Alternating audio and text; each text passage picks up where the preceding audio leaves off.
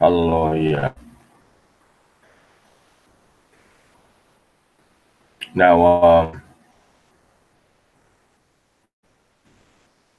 Shalom, Yesharallah, in the name of Yahweh. Today we're doing the fourth day Aliyah of Parashah Vayechi or Vayechi, Genesis chapter 49, verses 1 through 18. Going into the 12 tribes in the last days. By our father Jacob, before his death, he tells us what was going to happen to his children in the last days, in the days that are before us, the days that we've yet to come upon from the time that he's speaking these words to us. So we're gonna a lot of, he's gonna give us a lot of description about what he wants to do, what he wants us to know, but you have to understand and discern with spiritual understanding. Okay, so before we get started, I will remind you that the next new moon is going to be January 5th at night to January 6th at night, right? The black moon, not the crescent moon, not the moon when the sun is up, but Saturday night on the so-called 5th of January until the 6th of January, which would be Sunday. Y también aquí vemos la hermana Erika ahí en Bolivia de la tribu de Ser. Okay. So that's when the new moon is. So now Passover or Pesach is going to be on April 18th to April 19th. That's the first day. The last day is going to be April 24th to April 25th. That's the seventh day of Passover, Feast of Unleavened Bread. Okay, Passover, Feast of Unleavened Bread. Those are the days. Of course, from sunset to sunset, and the days are going to be observed for the new moon and for the Sabbath.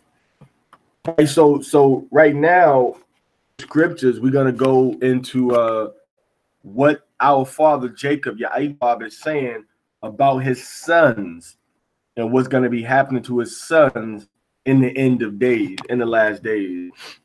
Just for your edification, I'm not using a website out for this Bible that we're going to be using today. I'm using actually the e-sword. You can put any Bible on an e-sword. So I have the Aramaic Peshitta on here. I have the Septuagint on here. I have Britain's Septuagint. I have the Jewish Publishing Society. I have the Interlinear Hebrew from the Masoretic text. The only thing I don't have on here is going to be the Samaritan text. I don't have the Samaritan text.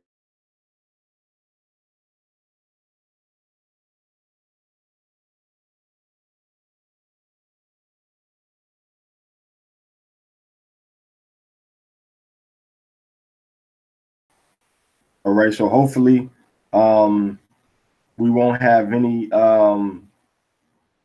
disconnects. Like sometimes we have disconnects.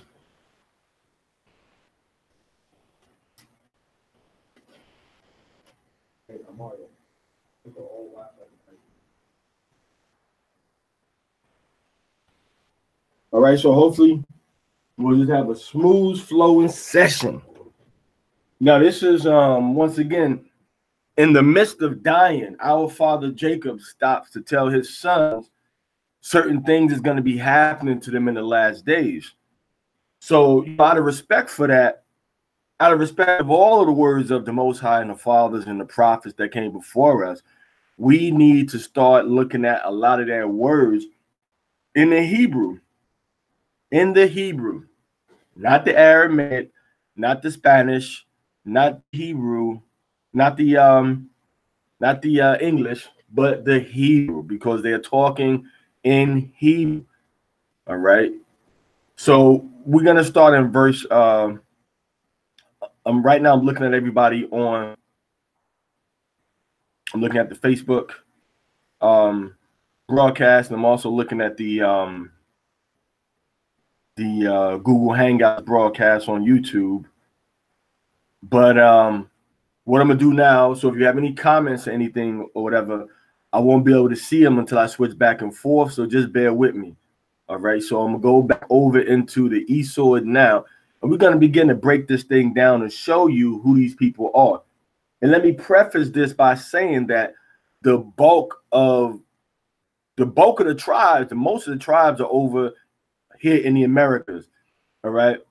Bolivia, Ecuador, Peru, Argentina, Chile, Brazil, Uruguay, Paraguay, okay, Colombia, Venezuela, Guyana, Guyana Francés, Suriname,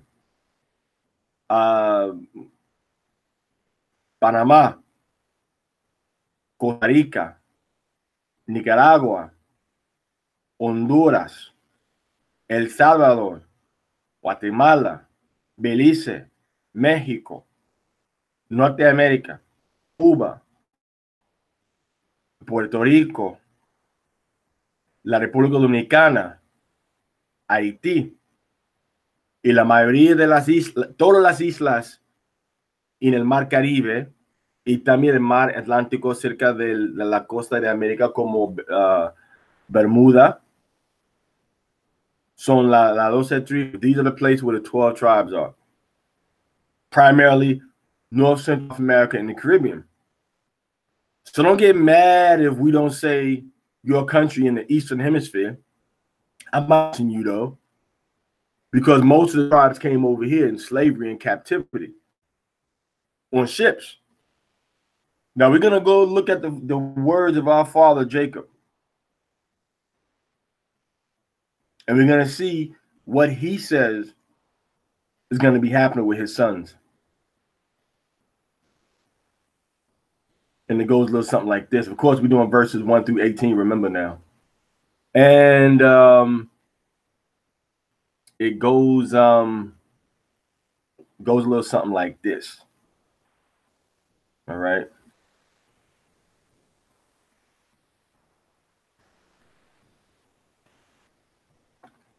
And Yaquab called unto his son and said, gather yourselves together, that I may tell you that which shall befall you in the end of days. Okay, so he says, what's going to happen to you in the last days, I'm about to tell you. What's going to happen to you in the last days. So that's crystal clear right there. All right. Assemble yourselves. What's going to happen in the last days. Right. So that's crystal clear right there. Now, verse 2, he says, assemble yourselves and hear. Now, let's check this out. Assemble yourselves and hear. Okay, Hakobatzawa. All right, so assemble, gather. They use the same word, but it's two different words in the Hebrew. This is a asap, like a gathering together, like you adding on. Okay, and this is kwabatz, which is like collecting, like you would do with like sticks or something. All right, so it's two different words two different processes. First one, it said you all got to add on one by one by one by one. The root word here is asap, which means to like, that's the word for yawasap. Take off what don't need to be there, put on what's supposed to be there. All right, one by one. All right, so then he says kwabats, which is like, once again, you picking up sticks, bringing sticks together. More, that's just going into like the tribes getting together, and we seeing who our people are and where they are, and then those tribes assemble themselves, you know, and become one nation, one people again. So here we actually see him alluding to the fact that, you know, we're gonna have some division between the tribes, which happened in the time of King Solomon. After his death, his son came on, Rehoboam came on and said, "Hey, I'm gonna divide the kingdom, man. If y'all don't want to bow down to me, whatever. And the other people say, we don't have no part in what Jesse's son David got going on, so we're going to leave. And they were left and they formed their own kingdom without no type of hardcore civil war. So I actually like to stay here, but the text is kind of too small for everybody to see.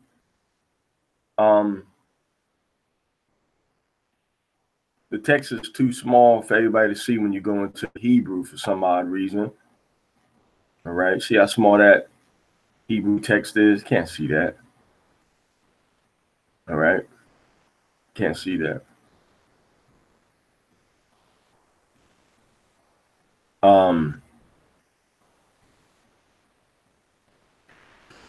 So it says Hakwabatswa, which means gather yourselves together like sticks. Washemaiwa, and you all listen and obey. Banya, sons, Yaikwab, sons of Jacob. Washemaiwa, and listen and hear.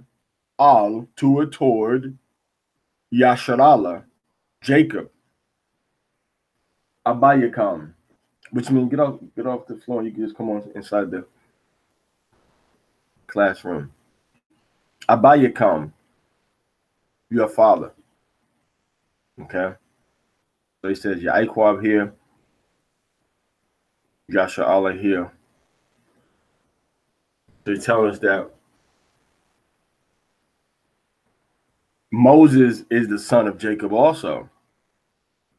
So even part of understanding what Moses is saying in Deuteronomy chapter 28 and in Deuteronomy chapter 33, we have to also understand what Jacob is saying. All right. Hearken to Israel, your father. They put all that extra type of language here and hearken. They use the same word in Hebrew. English is trying to do too much, you ask me. All right. It says Reuben, which means Ra'awaban, look, a son. You are my firstborn, my might, and the first fruit of my strength, the excellency of dignity and the excellency of power. So he says, my might. He says Reuben is my might. Okay. Yeah. Reuben is my might. Now, Reuben kind of tried to do the same thing. Reuben tried to lay with Jacob's wife to assert his leadership over the family. Same thing as Absalom did to David. And it's similar to what Jacob did to Esau. He lied to his father, deceived his father, tricked his father to try to get the blessing of the firstborn, even though he had already had the gotten the birthright. So the first fruit of my strength, the excellency of dignity and excellency of power. So Reuben is the people that are down in the indigenous peoples, the original people down in Florida. They never surrendered. They still wear the turbans on their head. Now, when we talk about their strength, okay, what way have we seen Jacob's physical powers, his physical strength right here? How have we seen that? The might. All right, the might and the strength. How have we seen that? We've seen that because the brothers that are in Florida, okay, in the Everglades, the Miccosukee, the ones that call themselves Seminoles now, you know, the name that was put on them. It was primarily, you know, main tribes that were already there, and they started to call them Seminoles. Tribes like the Timucua, tribes like the Apalachi, the Hittite, and tribes like the Miccosukee, which are still with us today. When they came down into Mexico, they called them the Muskogee. In Coahuila, Mexico, and Musquis, Mexico, a town called Nacimiento de los Negros. Some of them were brown skin, some of them were darker brown skin. Some of them had straight hair, some of them had kinkier hair. Some of them were descendants of slaves that ran down into Florida. But how do we know that wasn't the spirit of the Most High leading them to get back with their ancient kinsmen. Some of these people could have been members of the tribe of Reuben that went down into Judah's territory after the kingdom split because they wanted to side with Judah and got taken on the slave ships and got put into the Americas on cargo slave ships. And Mosai said, well, look, y'all go down here, because they've been with them forevermore ever since then. Okay. So this is something that we have to look at. All right. It's not just 1, 2, 3, open the door and shut and you finish. When you're looking at the scriptures, okay, you got to look at the Hebrew, understand the history also. So my might, let's get back to this. My might, and the reason I really want to try to take my time with this is so, you know what I mean, y'all can understand exactly what's going on, man. Now, we just read about Jacob. How did Jacob show his might? Jacob showed his might when he got finished doing what? Wrestling, fighting with the messenger from the Most High. He was fighting him, wrestling with him. And he got his thigh popped out of joint. Like you popped your shoulder out of joint, his thigh got popped out of joint. So now, what does that got to do with what we're talking about? All right, well, the might of the tribe of Reuben, Reuben is the only tribe of all the different tribes of Israel that have mastered the art of wrestling, of being what? Being mighty with alligators. Mikasu, I don't see Judah doing that. I don't see Black Americans doing that. I don't see Cherokee. I don't see Lakota. I don't see the Aztec descendants, the Mexica descendants, the Mapuche.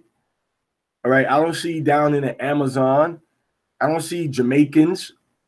I don't see nobody wrestling or choosing to wrestle with alligators besides the mighty tribe of Reuben.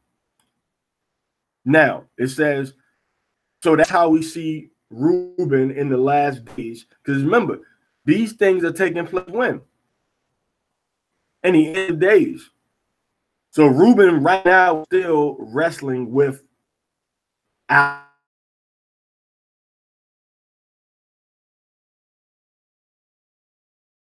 anybody claiming Reuben. How do we see your might? What's the difference between these other tribes and any tribe that's claiming to be Reuben? They got to have the might. They have to have the might to be Reuben. Now, the scripture says the firstborn of the first fruits of my strength. Let's check that out.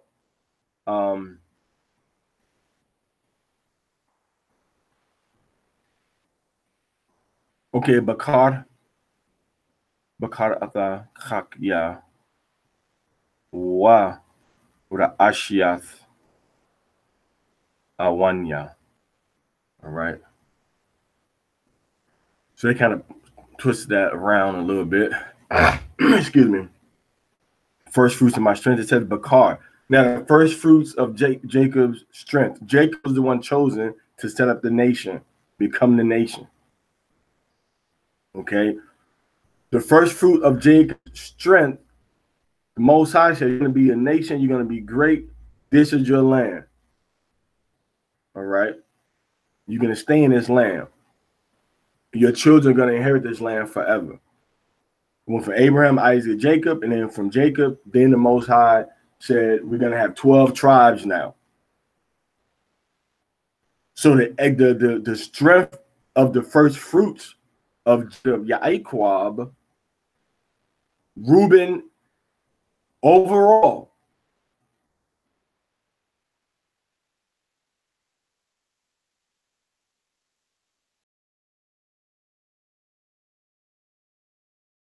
U.S. government, first fruits of strength, never signed any type of peace treaty with the U.S. government. Said, you know what? We don't want to be at peace with you. We don't want your land. We don't want anything from you. We just want you to leave us alone. And that's what the government does. They don't get any benefits from them. They don't, because to get those benefits as indigenous people, they would have had to sign treaties. Now, there's certain things that every person that lives in America can get. There's certain things that only the original indigenous peoples in America can get. And Reuben said, we're not going to sign a peace treaty with you in order to be recognized as a tribe by the federal government, in order to be inside of your books as a legitimate tribe. We're not going to bow down to that. So a lot of Reubenites have not done that. And a lot of people from the tribe of Reuben left from America and went into Gadite territory, which is now called the state of Coahuila, Mexico. Coahuila is a place called Nacimiento de los Negros and Musquis. Okay. Musquis. So check that out. First fruits of my strength. Now let's go back into the Hebrew over here. Excellency of dignity. Yarat. It's excellency, extra, or abundant dignity. Sha'af. Elevation, trophiness, rank. Let's look at this, how this word is used in other verses. Sha'af. Rising, rising, rising, rising, excellency, dignity. That's how it's used mainly. Now this is also going into rising, head, high, Ra'ash. This is also going into the tribe of Reuben. When we look at the a lot of the pictures that you're seeing with the Reubenite leaders, the excellency of dignity of Israel was shown with the priests wearing the turbans. Of course, all Israelites wore turbans, but the priests had a special kind of turban that they wore with the gold band on it that said Quadwashala Yahweh, holiness unto Yahweh. Tribe of Reuben also wears turbans more than most other tribes. We look at the pictures, the history, they wore the turbans. And the excellency of power. U.S. government never defeated them. All right. They never surrendered. The other people did. Other people did. Okay. But Reuben did not. Now, we know there were some people that did go over into Oklahoma, sign peace treaties.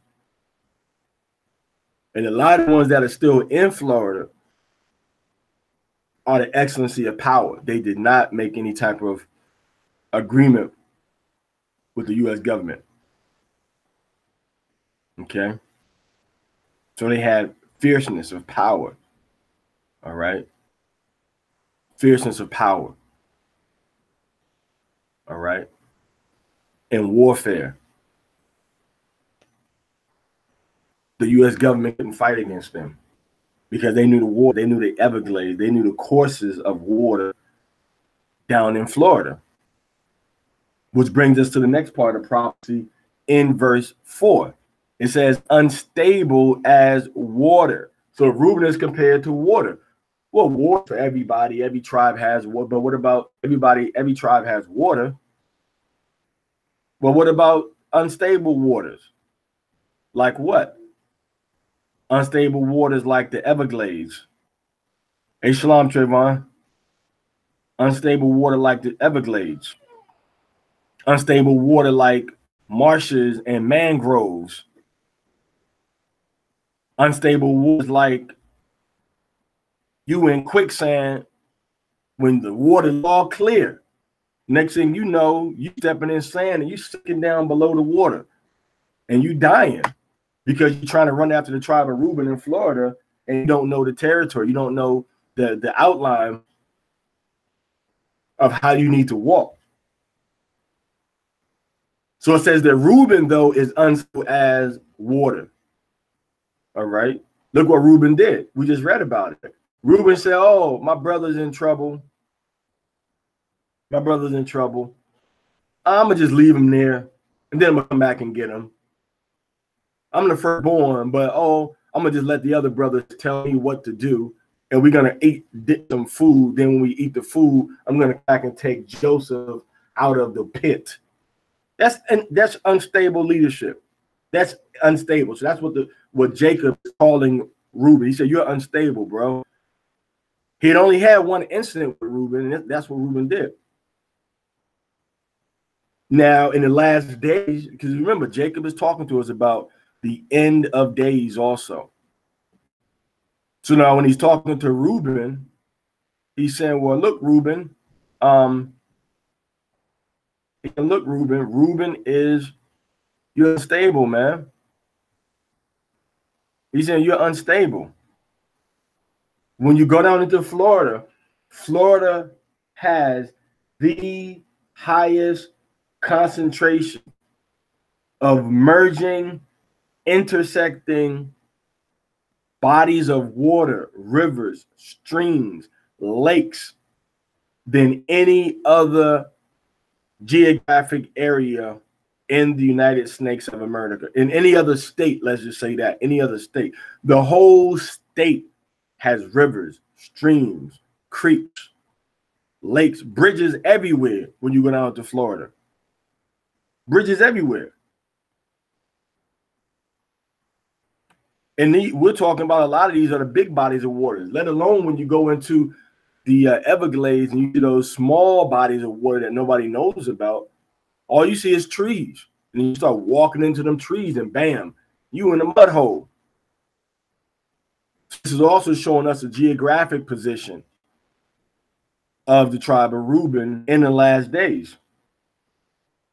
So Reuben is going to be the people that are indigenous to Florida.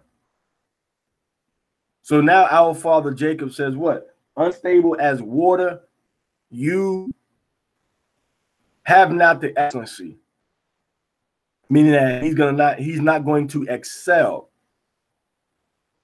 He didn't come into that leadership position.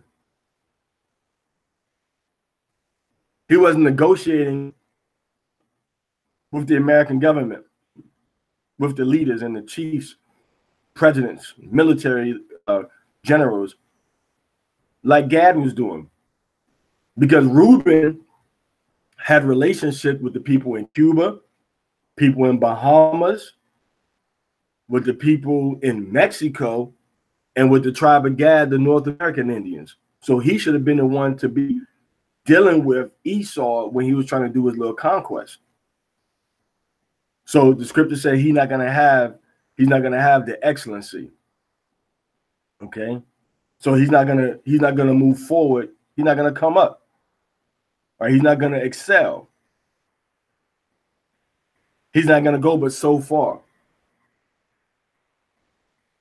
He's not a forward tribe. Even right now. I mean, they have like the casinos in Florida on the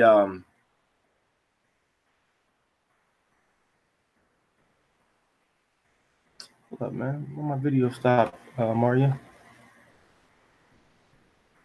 You stopped my video, man? Who stopped the video? You stopping mine, Shabbat? You sure?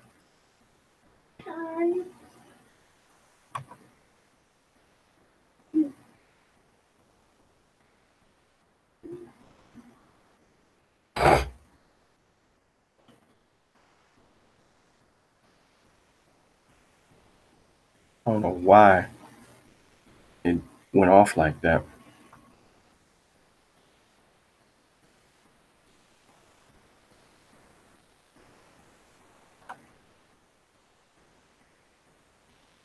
All right, so we ran into some technical issues on the Facebook, John. So back over here.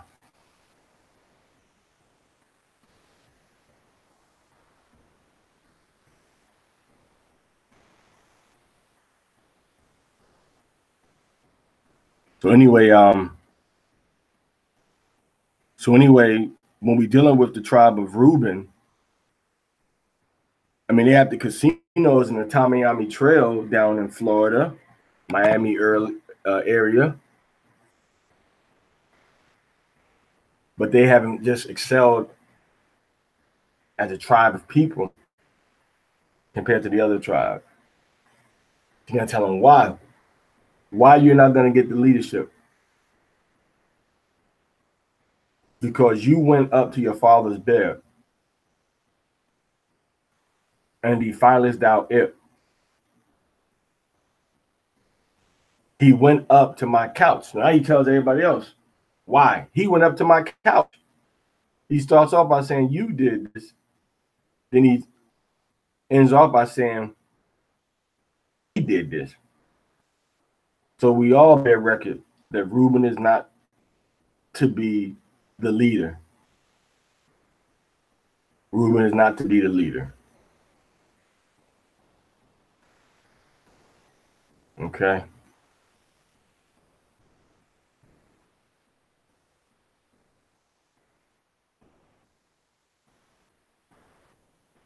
Reuben is not to be the leader. We see that. All right. He disrespected his father and his father's handmaid. Let's go on to verse 5. Simeon, which are the people in the Dominican Republic, and Levi, which are the people in Haiti, are brethren.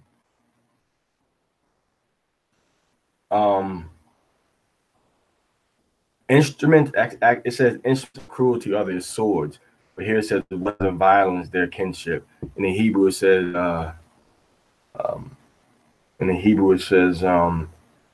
Aliyah, instruments of violence. And it says right here, Karathiyaham is swords. And it says habitation. All right. So either way, they're holding on to instruments of violent, aggressive, hostile, hurtful things. All right.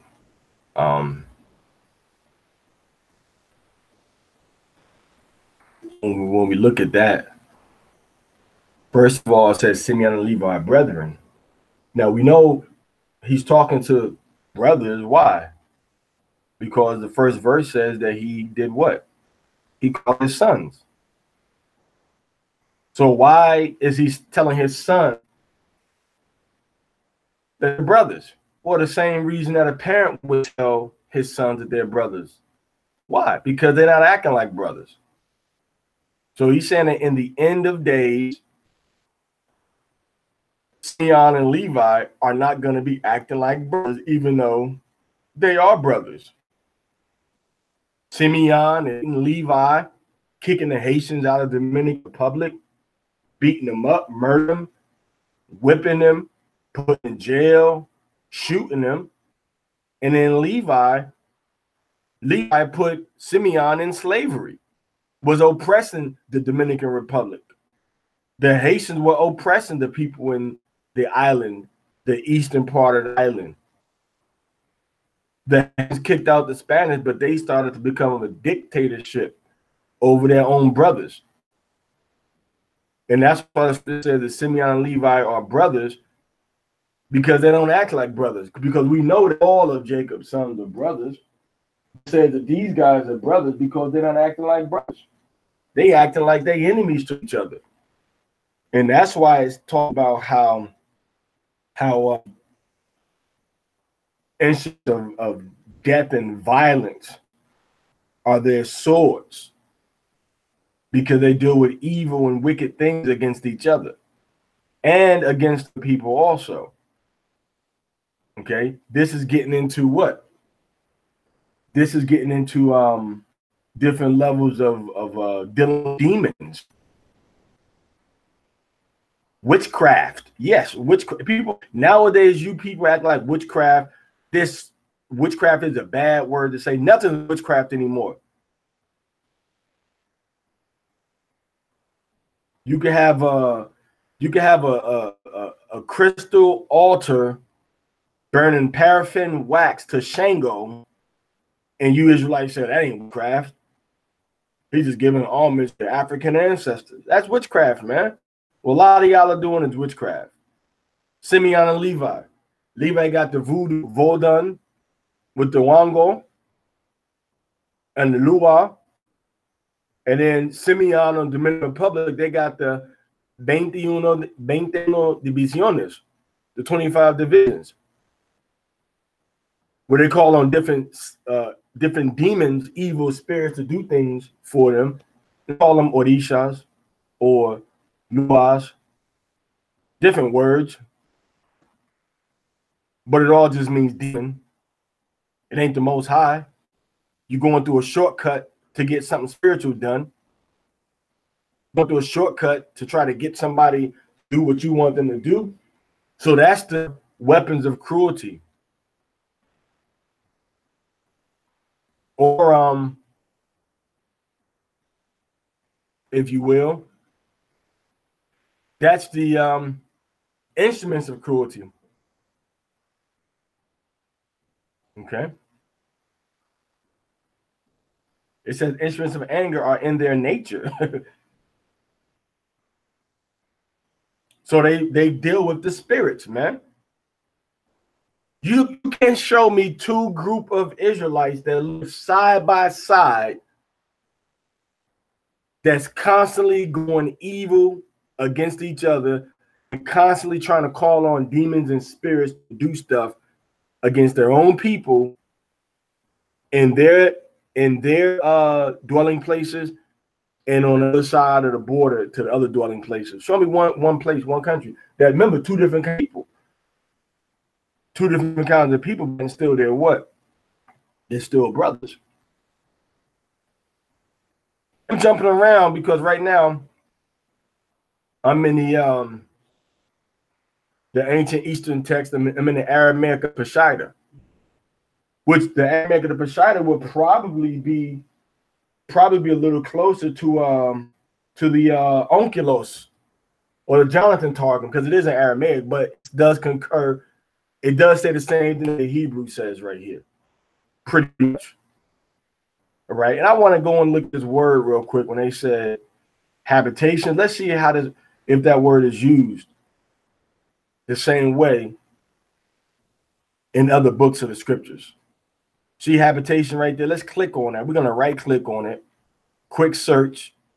You got to get you this e-sword. It's only used one way in scriptures. Sword, habitation.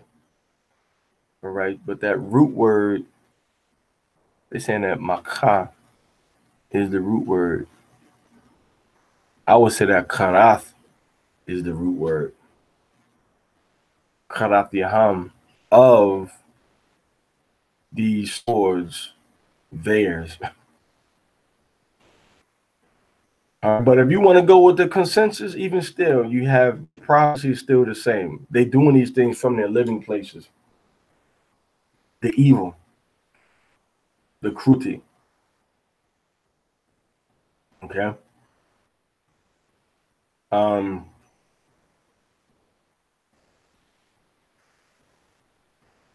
let's show this.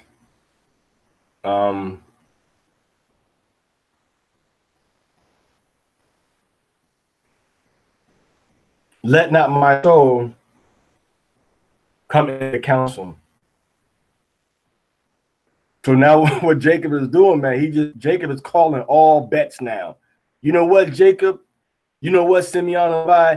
Y'all did this at Shechem, so now this is your punishment. Reuben, you did this, now this is your punishment. He giving everybody punishment before he dies. Oh, my soul, come not into counsel. So meaning that I didn't have anything to do with what y'all did at Shechem or Shechem when you all went and told them people that we were going to make the treaty with them, and we all agreed. And then what you did after that, what they do? They came and killed the men. They came and killed the men. Now this is going to Septuagint, which was done in 250 A.D., 250 B.C. under Philadelphus, with his library he had in Alexandria in Egypt. He had his library down there and had 72 Israelites come down and translate the Bible using the Hebrew Torah scrolls, ancient Hebrew Torah scrolls from the temple copies. Had them translated from the Hebrew to the Greek. And that's what we have now. All right, that's what we have now. So it says, let not my soul come into their counsel. Now, there's a cool version right here. I just twisted to the GPS, the Jewish Publication Society Bible, but the problem is that the Masoretic text isn't codified as a single text with the Nikud put on it until about, the 11th century AD. And the text that we just read from, which was the Greek Septuagint, was done 1,200 years before the Masoretic text. Even though it's Greek, it's still older, and it was still directly from the parent ancient Hebrew copy. So just bear that in mind when you hear people talk the Greek and the Masoretic text. The Masoretic text is the youngest Hebrew text out there that's in use in circulation. It's the youngest one. So people, the Masoretic text and the Jewish, my thought too when I first came into, the Hebrew, that from the Jewish Bible, that's the right Hebrew. But it's not the oldest translations we have, and it's not the oldest Hebrew that we have either. All right. So get back to the text. Let's get back to the text.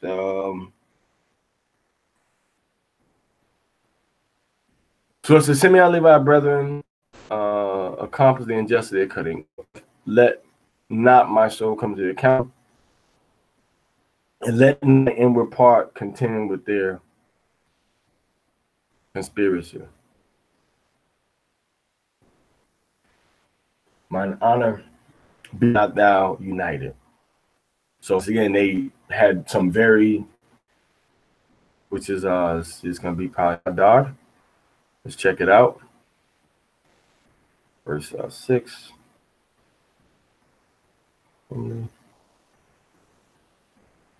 It's kabad. It's kabad. Honor. All right.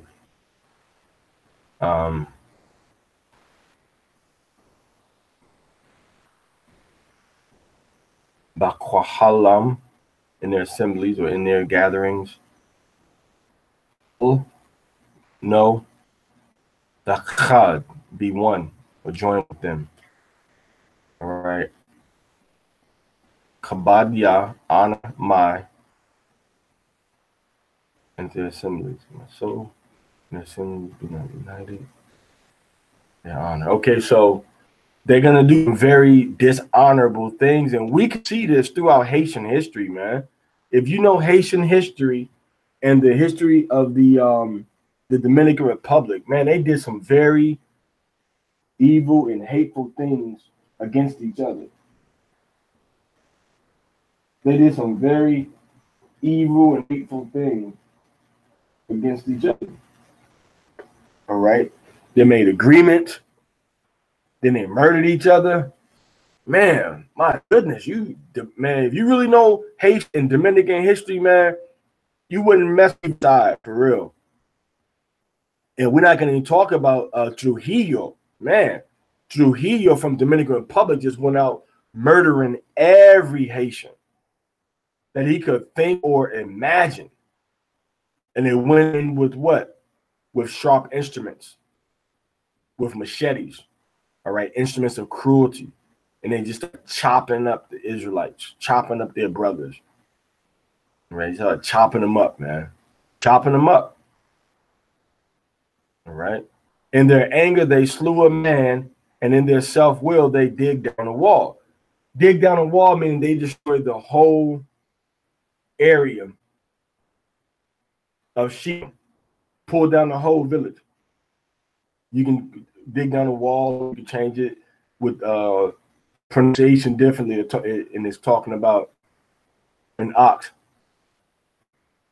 They have ox, it means they clipped onto the back heels of the ox to make them weak and almost paralyzed, which is the same end result, that they weaken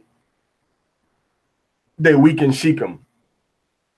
Okay, they weaken Shechem. Okay. So now we said to exercise political strategies, which was to get control of a certain area. What did they do? What did the Haitians do? They went at a special council where their souls entered into violent agreements with different spirits, and that's called voodoo today. I mean, they make these agreements with these spirits. I mean, we might try to, I don't agree with how Pat Robertson is talking about it. Oh, yeah, they made an agreement, that's why they're suffering. Now, they made an agreement with the Most High, and they broke that agreement. That's why they're suffering. Because they're supposed to be the priest and the spiritual lead, teach the Torah, and they broke that agreement, so now they still suffering. Okay? Now, let's go back into verse 7. Cursed be their anger, for it was fierce, and their wrath, for it was cruel. So, I mean, like I said, Haitians and Dominicans, study the history. You will find no other group of people in the Western Hemisphere that have consistently and for so long in the same little small geographic area been so evil and wicked toward each other. You wouldn't find it. Simeon is the Dominican Republic, and Levi is a tribe of Haitians today. And when you look at the name of the island was called Quisqueya. And Quisqueya means the mother place, or mother of us all. That's what Quisqueya means. All right, so now what is the motherland? We know that Jerusalem is the motherland, right? We know that Jerusalem is the motherland. We know that. So the tribe of Levi, you know that Jerusalem is in, a lot of Jerusalem was inside of the territory of what? Of Judah.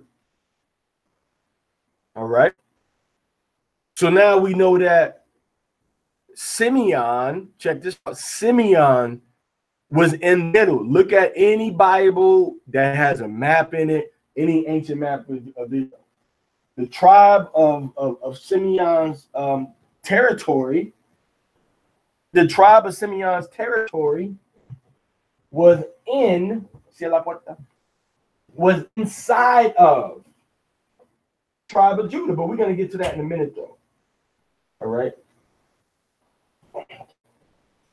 It was in the tribe of Judah's territory, but that's a whole different part of this prophecy we're not going to get into now.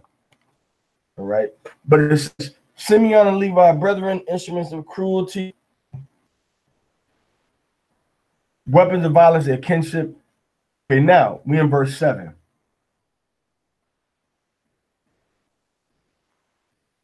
And verse 7 says what? Cursed be their anger, for it was fierce, and their wrath, for it was cruel. I will divide them in Jacob. Okay. So verse 7. I will divide them in Jacob.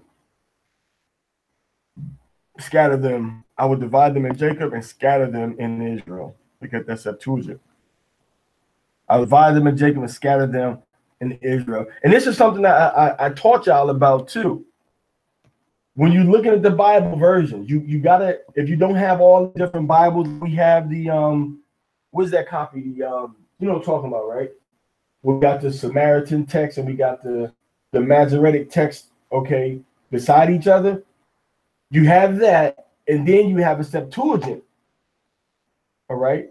and you look at all three of them, and usually what you see that's consistent, okay, is going to be the proper translation.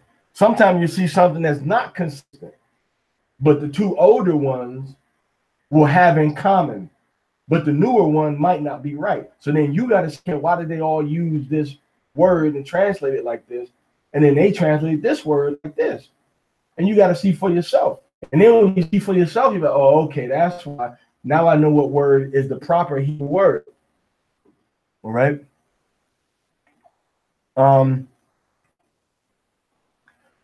Cursed be their wrath, divide them in Jacob. Now let's see what this says in the Hebrew. Okay.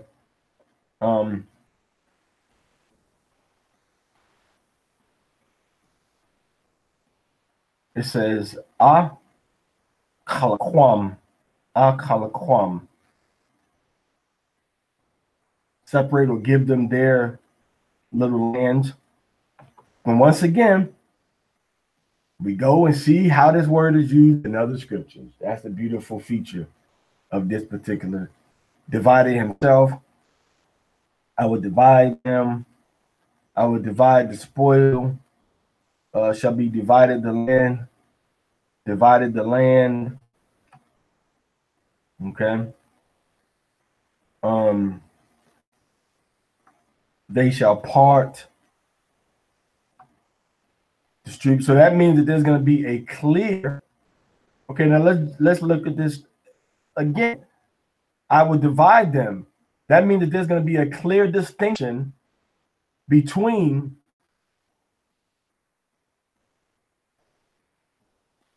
the Dominican Republic and Haiti, between Simeon and Levi. Now, if you got people in Barbados and then people in Seattle, Washington, oh yeah, that's divided. Okay, but everybody's divided in Israel, right? Most of the tribes have their own territories. But what's unique about this division is that they're divided on the same island. They're brothers that are divided on the same island. Just cut a line through the island. Okay, you over there, you over there. If you cross this line, Levi, into the Dominican Republic, I'm going to kill you. I'm going to discriminate against you. I'm going to beat you up. I'm going to throw you in jail. If you cross this line right here. So we others, but I say I'm going to divide. Everything we see about the tribe of Levi and Simeon in the last days is evil. Look what the scriptures say. It says violence right here. It says come not into their counsel right here. It says in their anger over here.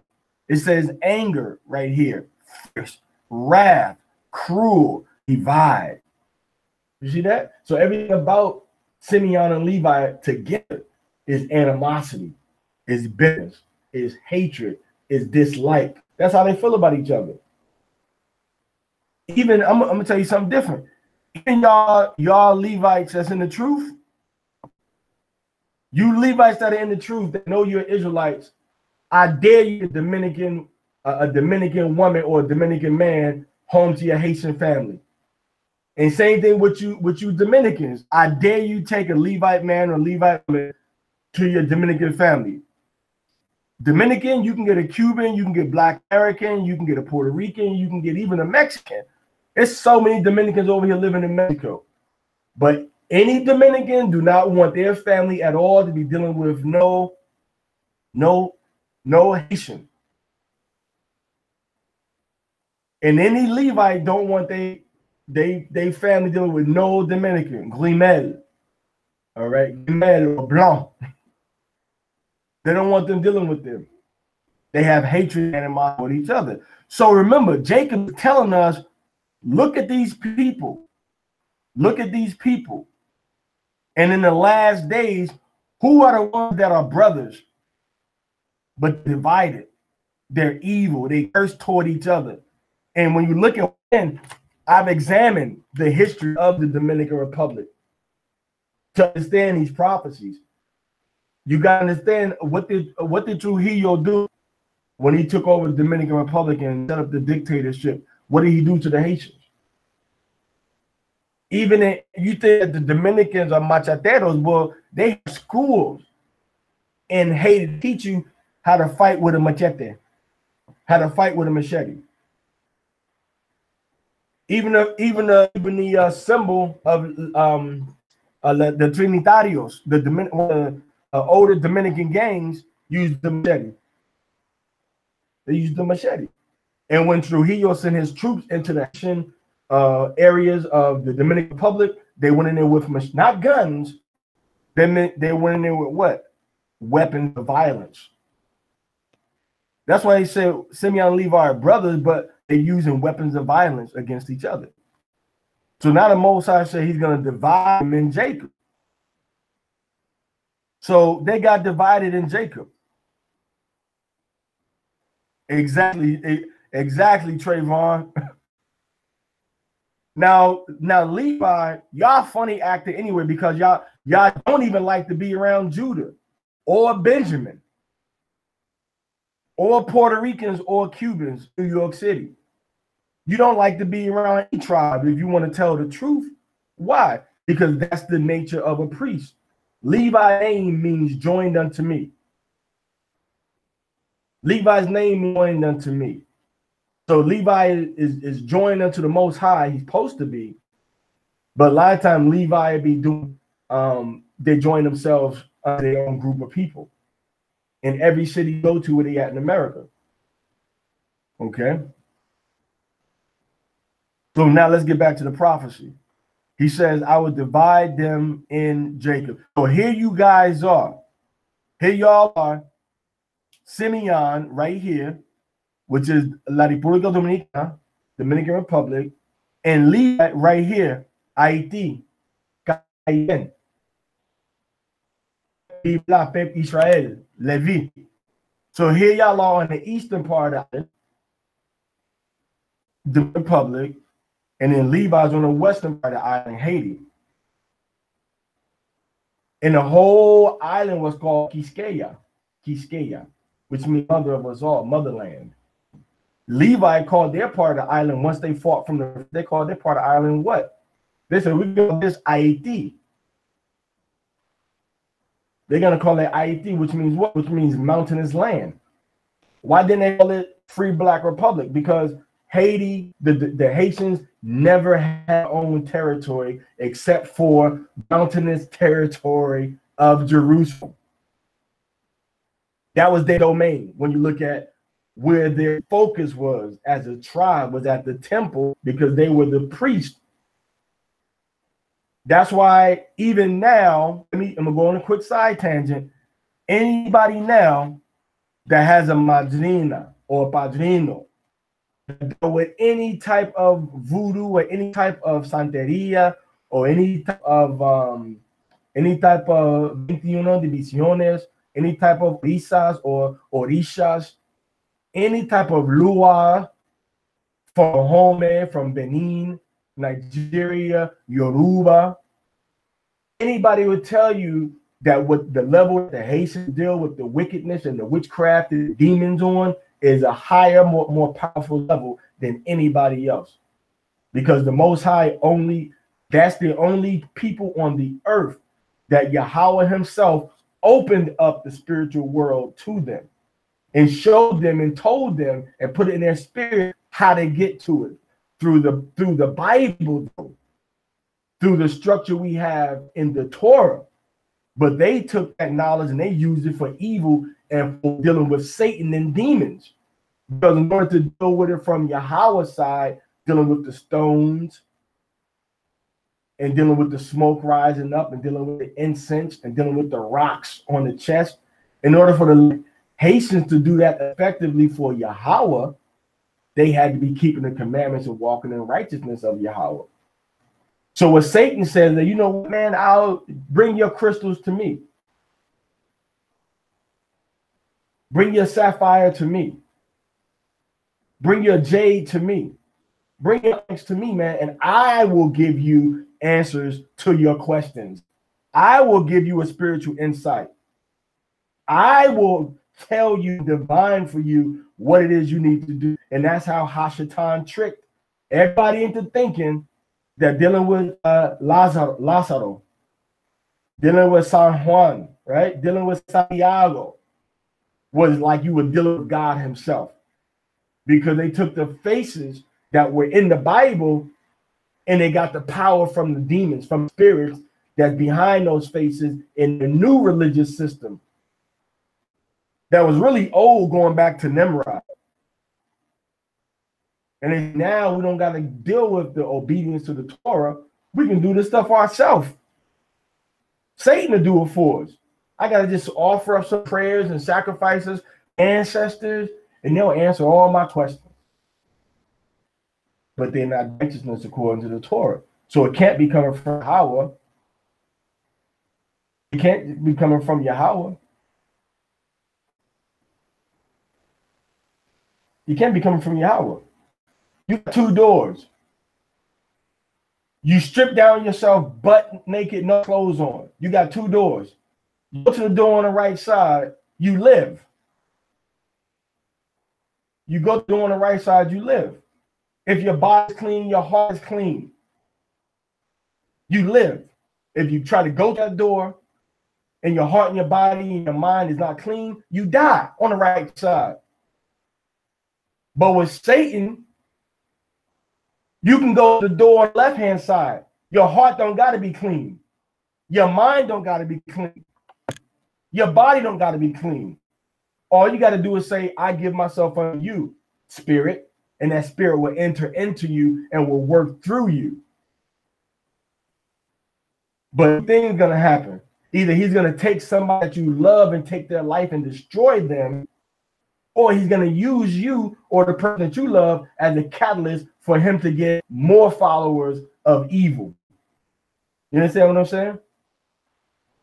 Everybody understand what I'm saying? So you can get spiritual power, you can get crystals and you can get candles and you can get all kinds of incense and herbs and altars, but do Yahweh respect it and recognize it? Are you keeping his Torah? Are you the one that he set up to do these things? You see that? So now let's get back to Levi and them, right? So now what it says is this: I would divide them in, I'm in verse 7 now, and scatter them in Israel. So now this is back to what I was saying about Simeon. Simeon's territory is away from all of the other tribes. It's only down by Judah. The right side. It's only down by Judah. Zayatan. Ashara. Is only in the tribe of Judah that Simeon is sitting at. Read the look at it. Oh, just Google it right now.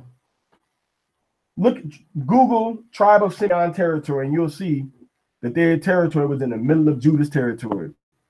So that's how the Most High divided them, scattered them. And even now, when you look at Levi's territory in the ancient world, Levi's territory was in every major city of Israel. They had a territory for them to live at, to serve the people, to be the priests, to be the teachers, to teach the Torah. And this is what we see. Okay, this is what we see. This thing stopped again.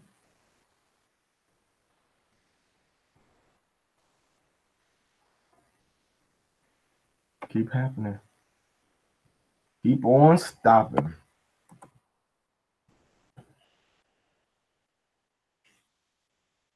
Keep on stopping. I don't know why.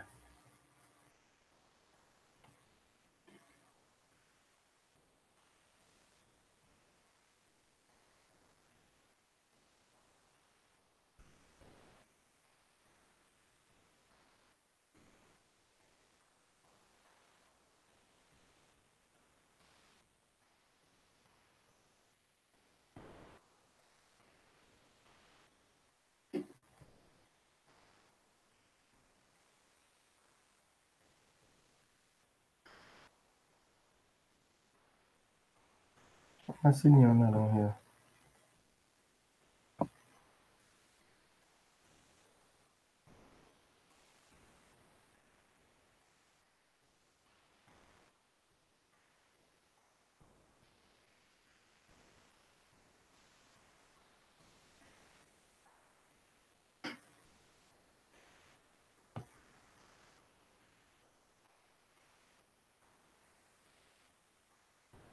All right, so Facebook keeps shutting me down. So we're on part 3 now, dealing with Simeon and Levi in Genesis 49, verse 7. All right. And we look at verse 5 because Simeon divided in Jacob by having their territory in the middle of Judah's territory. And then Levi was divided in Jacob by having territory scattered all around the place. So Levi didn't have their own land of the tribe of Levi by themselves. They never had that. So the Haitians and the Dominicans are 2 tribes of Israel. Now, they were scattered in Israel. How? The Haitians in modern times are all over Mexico. They're all into Chile, Brazil, Venezuela, because of the earthquakes, because of the hardship that they have in Haiti, because of Doc Duvalier. They had to leave the island and get scattered, exiled, or as refugees to other countries.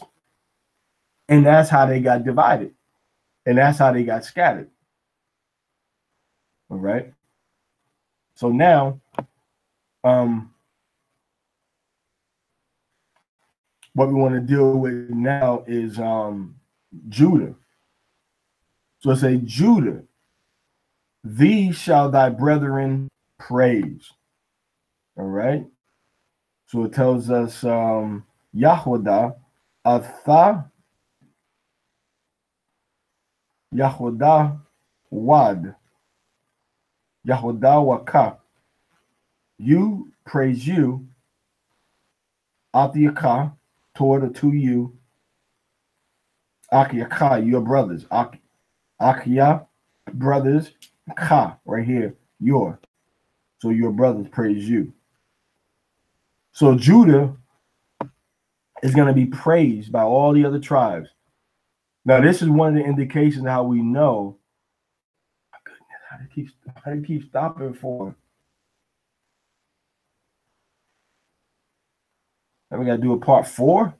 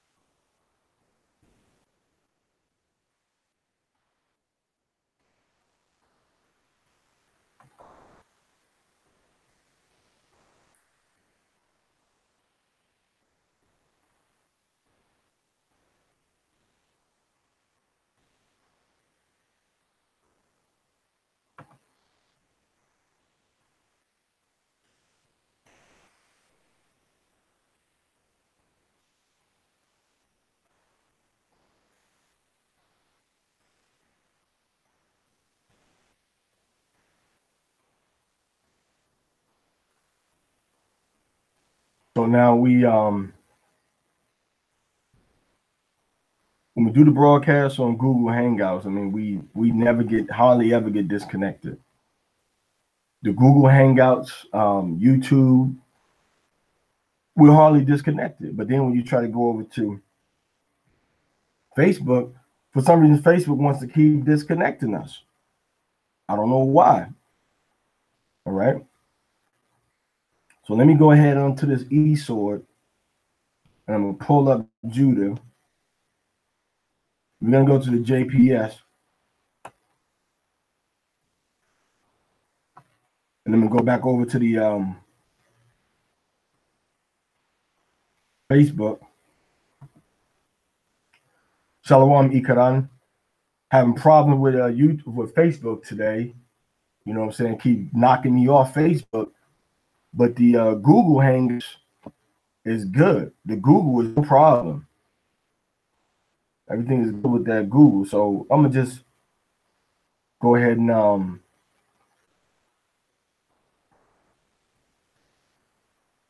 try to get a link for that Google and share it with y'all over here on Facebook. So if he gets cut off, man, just come on over there.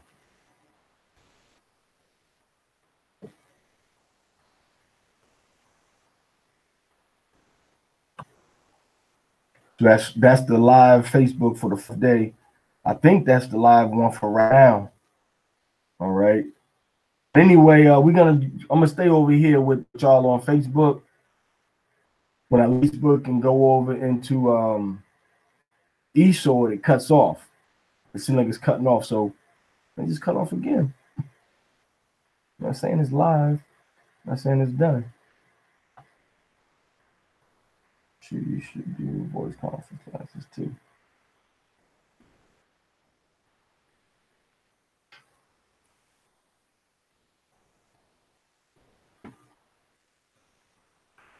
So I'm gonna tell everybody, come on over to the Facebook, come on over to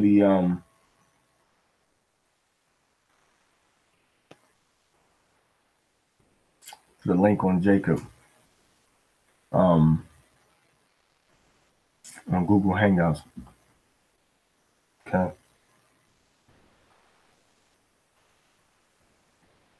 Because this is the same broadcast. We haven't had to change anything yet.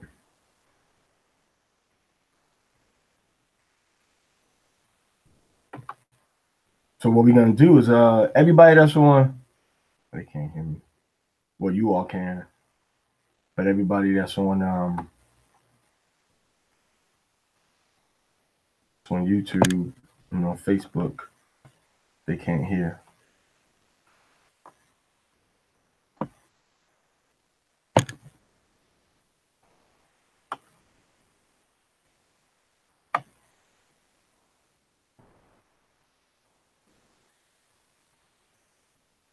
Okay, if you on YouTube, if you're watching on YouTube, on Facebook,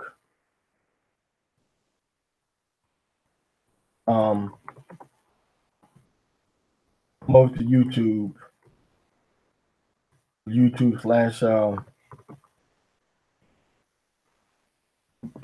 Google Hangouts.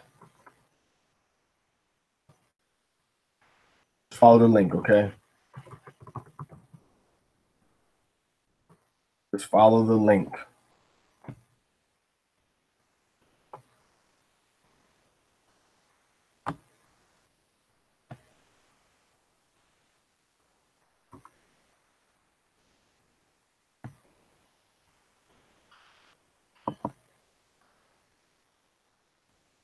So we're gonna just leave it up.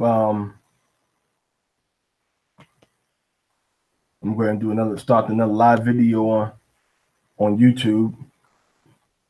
Start the live video on Facebook, and then I'm gonna tell it that I'm gonna put the link on there.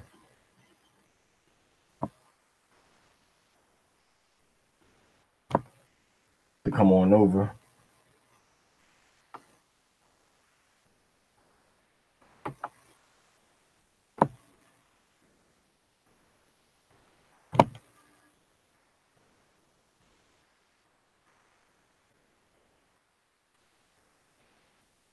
So once again, everybody, if you are watching this video right now on YouTube, if you can hear me on YouTube right now, just go ahead over to Google Hangouts, man, because this YouTube thing is getting out of hand. Not YouTube, but this little Facebook problem is getting out of hand. All right.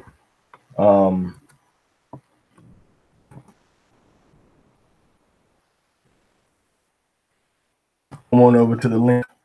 If you're watching this on Facebook, just go ahead over to YouTube.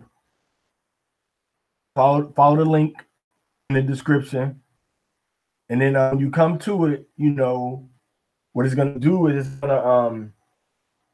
it's gonna take you over into Google Hangouts, or take you over to the live broadcast, or take you over to the live broadcast that we have going on. So just go ahead over there, because not directing to YouTube. Let me go ahead and I got you. Let me go ahead and hit the exact. It's the exact link I'm about to give you right here. This is the exact link right here. All right. That's the exact link right there.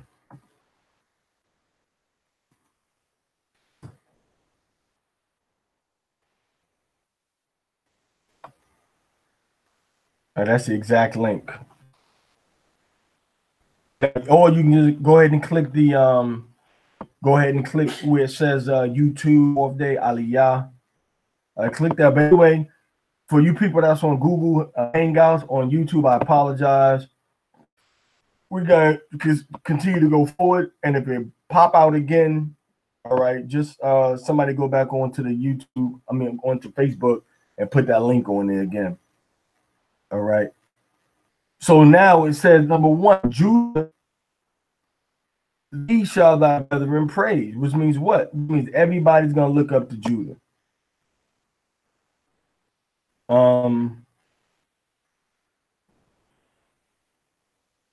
don't know why I want to let brother click. Well, look, just go to the Banya Yasha Allah channel, and then it might let you in on a live broadcast. But yeah, I'm gonna just run through Judah and the other tribes real quick. Judah, brethren, it says, Judah, thee shall thy brethren praise. So everybody look up to Black Americans, the music, the way they dress, there's civil rights movement, their social movements, all right, their position in America under the so-called white man. Everybody looks up to that and praise Judah that, and give the so-called Black Americans credit. Everybody wants to be in your position. All right.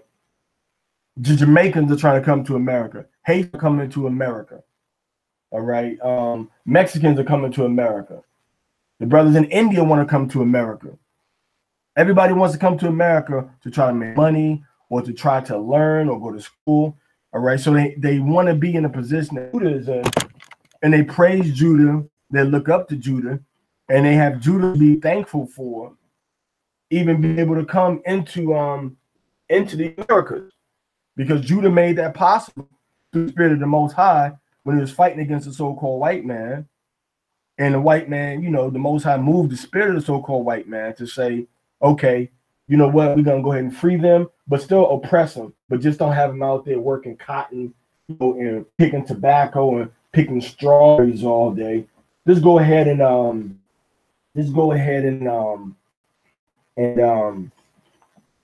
loot that captivity. And then what did he do? He said, yeah, now we got to have the sharecropping system. So now all you brothers from Mexico and Central America, you all benefited from the job that Judah was doing when slavery was, because now they wanted people from other countries nobody was gonna work for free that was born and living in America. So then they said, well, we're gonna bring people from Central America, from South America, from the Caribbean, people from Mexico. We're gonna bring them into America, and we're gonna pay them cheap wages. So all you brothers that come up to America from America, South America, Judah was doing jobs that you do now in the agricultural areas, but you're sending your money back home to Guatemala, to El Salvador, to Mexico. So you got Judah to praise for that. Judah is the so-called Black Americans. Now, it says, Judah, thee shall thy brethren praise. The root of Judah is praise or thanks, Yahweh, meaning Yahweh is praise. or Yahweh is thanked. And the so-called Black Americans, once again, is the only group of people that have historically and empirically, with tons of evidence in their oppression, made songs to and about the God of the Bible, and made songs about the people of the Bible in captivity. That's what the name means. The name means Yah is thanked. Because remember, Leah said, I will praise Yahweh. He's given me a son and given me a boy. She said, Ah wada, la Yahweh, Ah wada, which means I praise. So Yahweh is Yah praises, or Yah be thanked. Okay, so Judah is the one everybody looks up to. All these norteños and sureños that they act like they hate black people around. You got the Spanish rap that came off of that. Off of Judah. You got the country music, you got pop music. All that came off of what Judah was doing with the old Negro spirituals. They started with the old Negro spirituals. That's where they started. And then that changed into all these different forms of R&B, blues, jazz. All that started with Judah. So Judah is the one that everybody praises and looks up to for his musical accolades, for his sports, even for the cell phone. Judah did that. But I'm just talking about the stuff that you directly praise Judah for boxing, for football, for sports. You see? Praising Judah and looking up to Judah for these things. So it says they praise Judah. Verse 8, the next, thy hand shall be on the neck of thine enemies. That means, who is the main enemy of the whole world? What country is the enemy of the whole world? What country went into all of the countries and put military bases? America.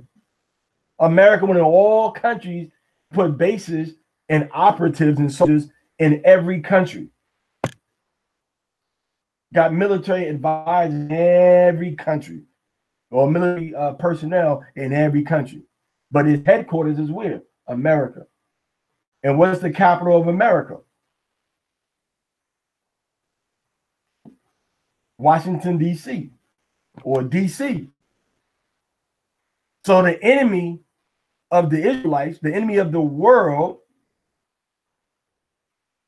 Kal halala Yahweh Basham Hamashiach Yahweh Shai Kad Marakad. So Washington, D.C. D.C. for those of us that's have spent time living in that area. So D.C. is the capital. And who's running D.C. is Judah. Not the Mexicans, not the Haitians, not the Jamaicans, not Barbados, not Trinidad, not Cuba, not Puerto Rico, not Brazil, not Dominican Republic. The people that run D.C. administratively, that run D.C. in the office positions, that run D.C. in the government buildings is Judah, the so-called Black American. That's how Judah's hand is in the neck of his enemies. Because Judah running the show in D.C. In D.C., everything passed through Judah's hands in D.C. That's how Judah's hand is in the neck of his enemy. You can't have your neck on your hand and your enemy's neck if you away from your enemy. Hey, come here. You, come here. Put your hand on my neck. Now, are you close to me or are you far from me? I go to the other side of the room over there. Now, put your hand on my neck. Come on, put your hand. Don't move. Put your hand on my neck. You can't. That's showing you how the bulk of the tribe of Judah, the one that the Bible that Jacob is talking about, came to the Americas with the so-called white man at the head of his government. You see that? All right. So that's showing you how Judah is so-called Black Americans, man. His hand is in the neck of his enemy, but what he doing with it? He's shaving his throat. Like Celie in The Color Purple, shaving the throat. Want to cut it, but you too scared to cut it. So ain't no nat turn left. So you just shaving him, give him a nice little shave. Neck feel good, boy.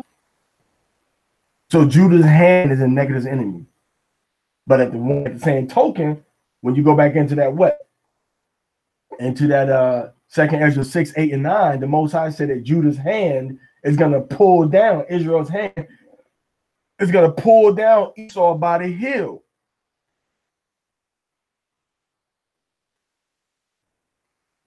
So from the neck, it's gonna go down to the heel. Bet that on.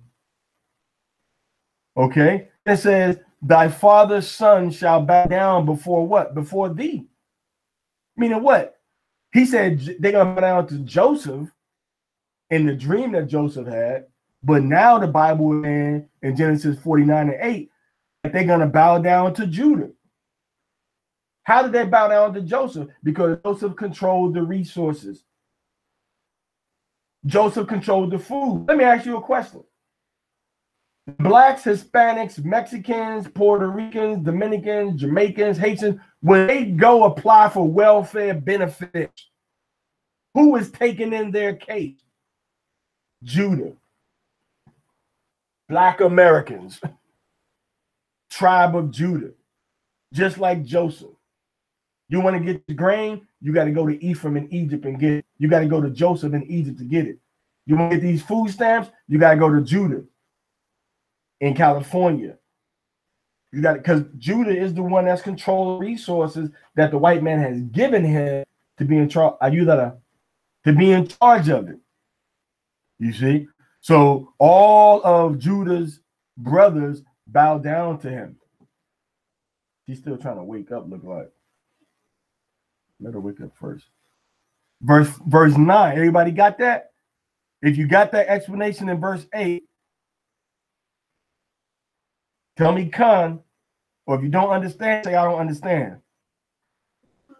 Everybody understand it? On the broadcast? Everybody on Facebook understand?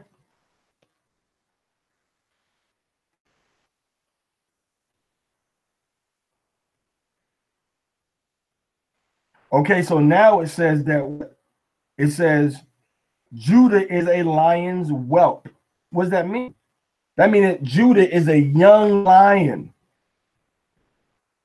ready to fight, ready to learn how to hunt, ready to kill. And he learned it from who? Who teaches a young lion how to hunt? Zayata? No. The mother teaches the young lion how to hunt, how to survive. So Judah is the main tribe that had their fathers taken away from them. And the mother stayed with the cub. Happened all the time during slavery. The one had to nurse the baby. And then the other women would show the young lion how to survive around the so-called white man. The so-called white man, the Israelites, was kept, the men were kept away from the Israelite boys, from the babies. The family unit was broken up in slavery. And it happened mainly to Judah. It didn't happen to a lot of the other tribes. All right. Yeah, Judah happened to you know, a lot of Levi. It happened to other tribes, but Levi stopped fighting officially in 1603. All right. I'm sorry, 1803, Shalaklia, 1803. So it said, Judah is along up from the prey, my son, thou art gone up. Which means once the Israelite tribes got a little taste of freedom in America, the Most High divided the families again. When he saw that, okay, the Black Panthers, King X, Malcolm X, they trying to rise up against what I got to do. Man, soon as I put the family back together, now you got the mother telling the son, look, this is how you survive in America, man. This is how you stay alive. And then the father coming in and say, okay, now I'm going to add to that. Once we organize and we start to build the lion's pride again to control our territories. And the so-called white man, what did he do? He said, well, you know, we got to take the tribe of Judah man out of the tribe of Judah house again. So now he said, okay, I'll give you food. I'll give you a place to live at. It started in the state of Missouri with the Pruitt-Igoe housing projects. Pruitt-Igoe, Pruitt-Igoe. It started with them. And then he saw, hey, if I give the woman an incentive, if I give her a reward for disconnecting herself from this man, I can destroy the family. And that's what the so-called white man did. He gave the woman rewards for not staying with the man she was with. Okay. And then the young men, the scripture says what? From the prey, you are gone up, meaning you left the prey. You left the struggle. You left the hunt for your freedom. And now the woman is ended up being the one that still did what? That still ended up showing, okay, you got to survive. And sometimes to survive, you have to what? You got to keep your claws in your paws when you want to survive sometimes, son. You can't fight. You can't fight. So he don't learn how to use his mental fight. He learned how to manipulate like a female. Not how to fight and win with your brain and your body and your spirit like a male does. That's why a lot of our men now are what? Are feminine. From the prey, my son, verse 9, thou art gone up. The so-called black man had a so-called white man on a run. Right at his government. Right at his government. Controlling the Pentagon, State Department, every major government organization. IT, systems analysts, controlled by Judah in DC. But he gone up from the prey. So remember, Jacob is telling them in verse 1, these are things that's going to be happening in the last days. From the prey, my son, Genesis 49:9, thou art on up. He stooped down and couched as a lion and as a lioness. Meaning what? He was poised for attack in the 60s. He was ready to go at the white man. And so-called white man, pow, pow, pow, murdering and shooting our people. And then Judah went from roar back down to meow, meow, meow. Judah went back down to like a little kitty cat. You see? And let me break this down for you too. Judah is the only tribe in the Americas that have no historical territories in the Americas. Jamaica got Jamaica. Haitians got Haiti. The Gadite North American Indians was in North America and they got reservations. Mexicans got Mexico. Dominicans got Dominican Republic. Now we know it's all being controlled by the Illuminati at the end of the day, the whole world. But all of these tribes got a place they can say, you know what, this is our territory, except for Judah.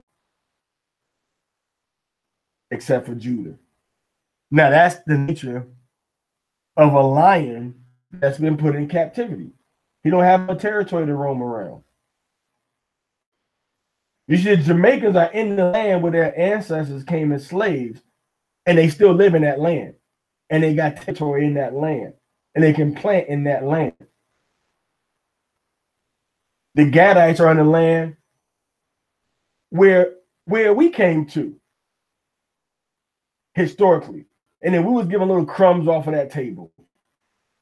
The people in Barbados, they're still in the land that ancestors came to in Barbados, right? And they still got territory to plant, to grow food. Judah is the only one that's in the territory where his ancestors were brought to slaves and has no hunting ground of his own. Esau still controls all the hunting grounds. All the land that you could take and build your empire with, Judah doesn't have access to it. Belize, Guatemala, El Salvador, Honduras, they have the land. Okay, they have the land. Because the lioness is the one that did the hunting and that showed the young lions how to hunt. The lion showed them how to be a man, how to fight a lot of times. And then the mother showed them how to provide for yourself.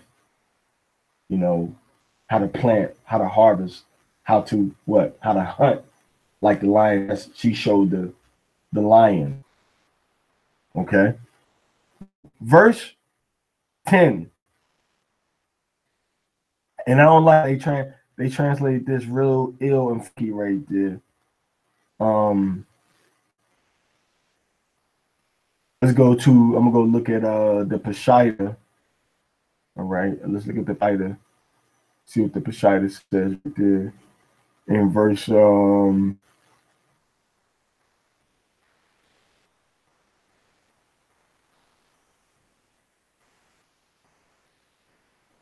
let's look at this. Interlinear going to be the best one to look at right here. No partiality. All right. So it says Shiloh, Shayalah, tranquil, peace giver, an epithet for the Messiah. So let's go into the I like how in the King James, I do like how they translated exactly what the words say. All right. So in verse 10, we're going to go into KJ because it lines up with the Hebrew better than the JPS. And they did that for political reasons. They changed that for a political reason. Talking about what they say right there. They said, as long as men come to Shiloh. Come on, man. The scepter shall not depart from Judah, nor the ruler's staff from between his feet, as long as men come to Shiloh. And that says I in the Hebrew, which is like until, right? Judah. Right there. See that? I means until. It don't mean as long as. It says the scepter. It says not depart. It says yasawar. So turn back the scepter. All right. And the lawgiver from between his feet until comes Shiloh. So once again, when you're looking at these translations, y'all, like I'm trying to teach you, you have to look at different. Oh man, soon as we you gotta look at different versions for yourself. Okay.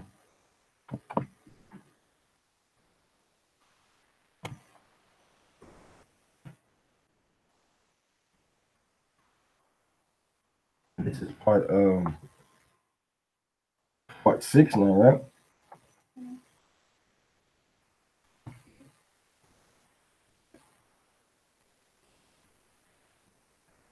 So once again, you have to look at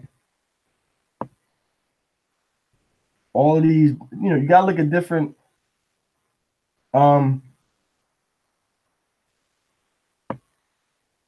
different points of the Hebrew.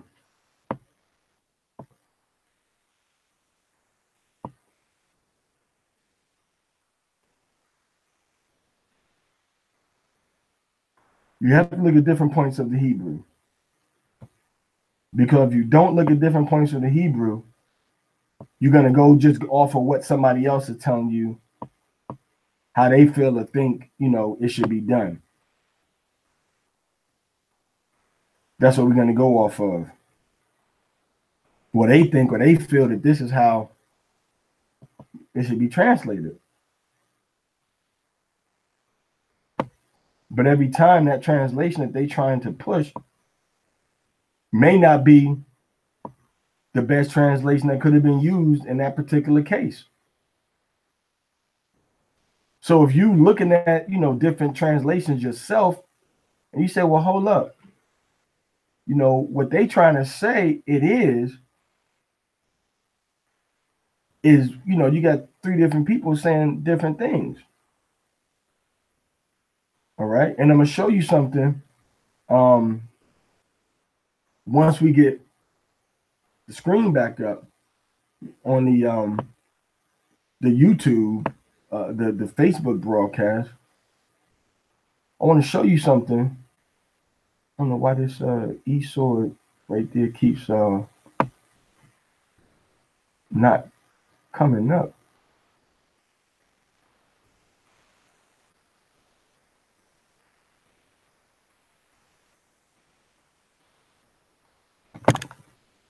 Put that down for a minute.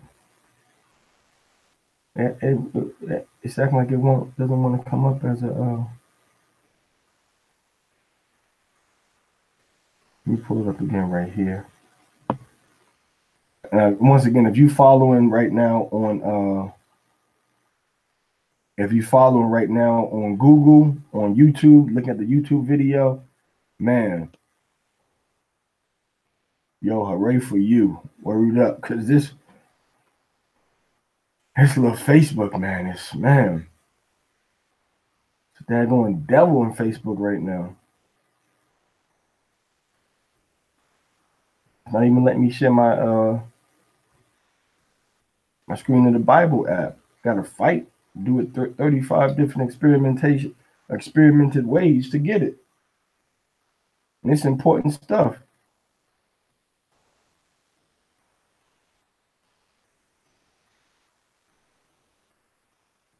All right, so we back again on Facebook. Some of y'all have joined me. I'm about to really just leave. I'm about to really stop dealing with this Facebook, man, all together, man, because this is ridiculous. Right? So anyway, we're talking about Judah. As soon as I went over to the other app, man, Judah, as soon as I went over to the other app to look at Judah with the e-sword, disconnected. So we're going to try to stay right here. All right, so let's go back to verse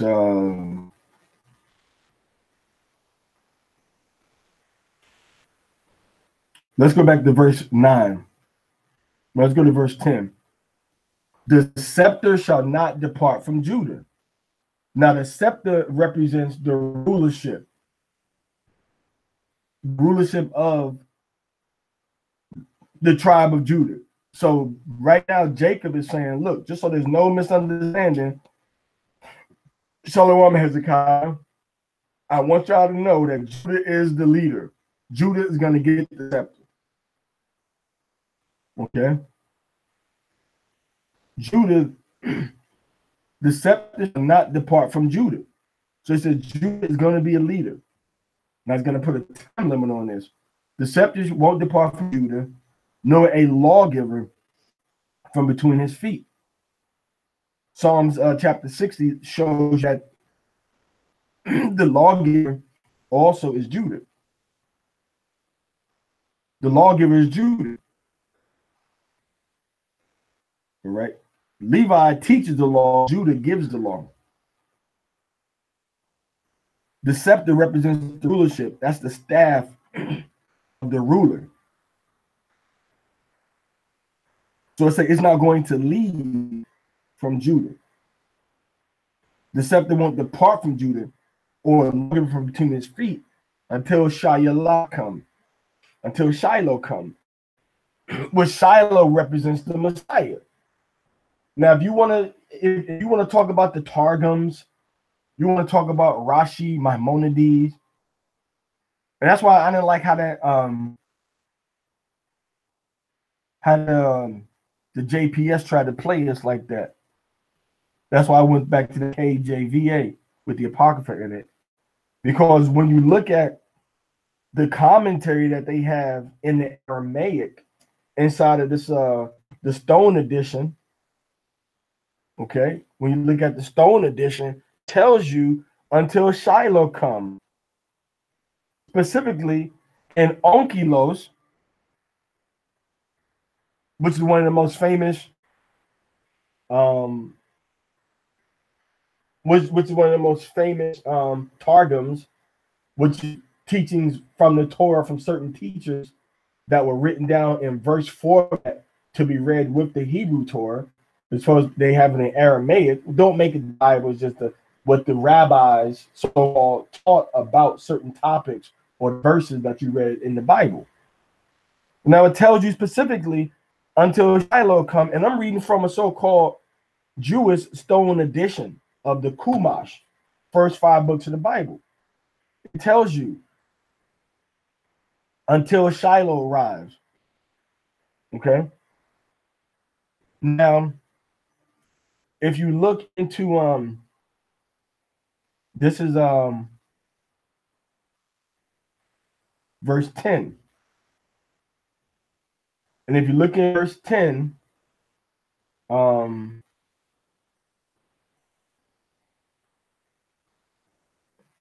they tell you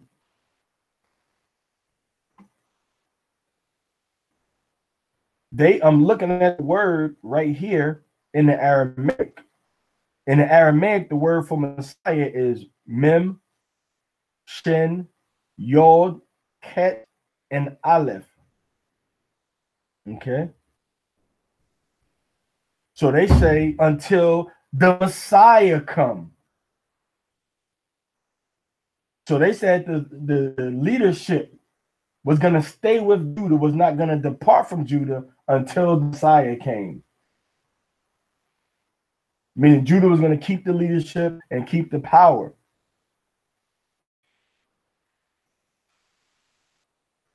Until Shiloh came, until the Messiah came. Shiloh. Until he came. Okay. And then it says, unto him there's going to be Yaquahath, the assembling and the gathering of the people. So this throne for a little while. The Messiah has come. Judah's going to lose his throne, his power. And from there it says that Judah is going to do what? It's going to lose its power after the Messiah came. So is Judah in power now? Does Judah have a throne? Does Judah have a scepter? Does Judah have a lawgiver? No. Many days we're going to be without a teacher, a priest, and we're in days now. We're coming up out them days now because the Most High have removed our teachers from the corners in obscurity, and our teachers are coming out more into the open. But even still, it's a rare phenomenon to be in the street of America and see anybody else talking about the Bible. Even on the internet, we are a very, very, very small minority. Okay, very small minority. So now it says that verse 10,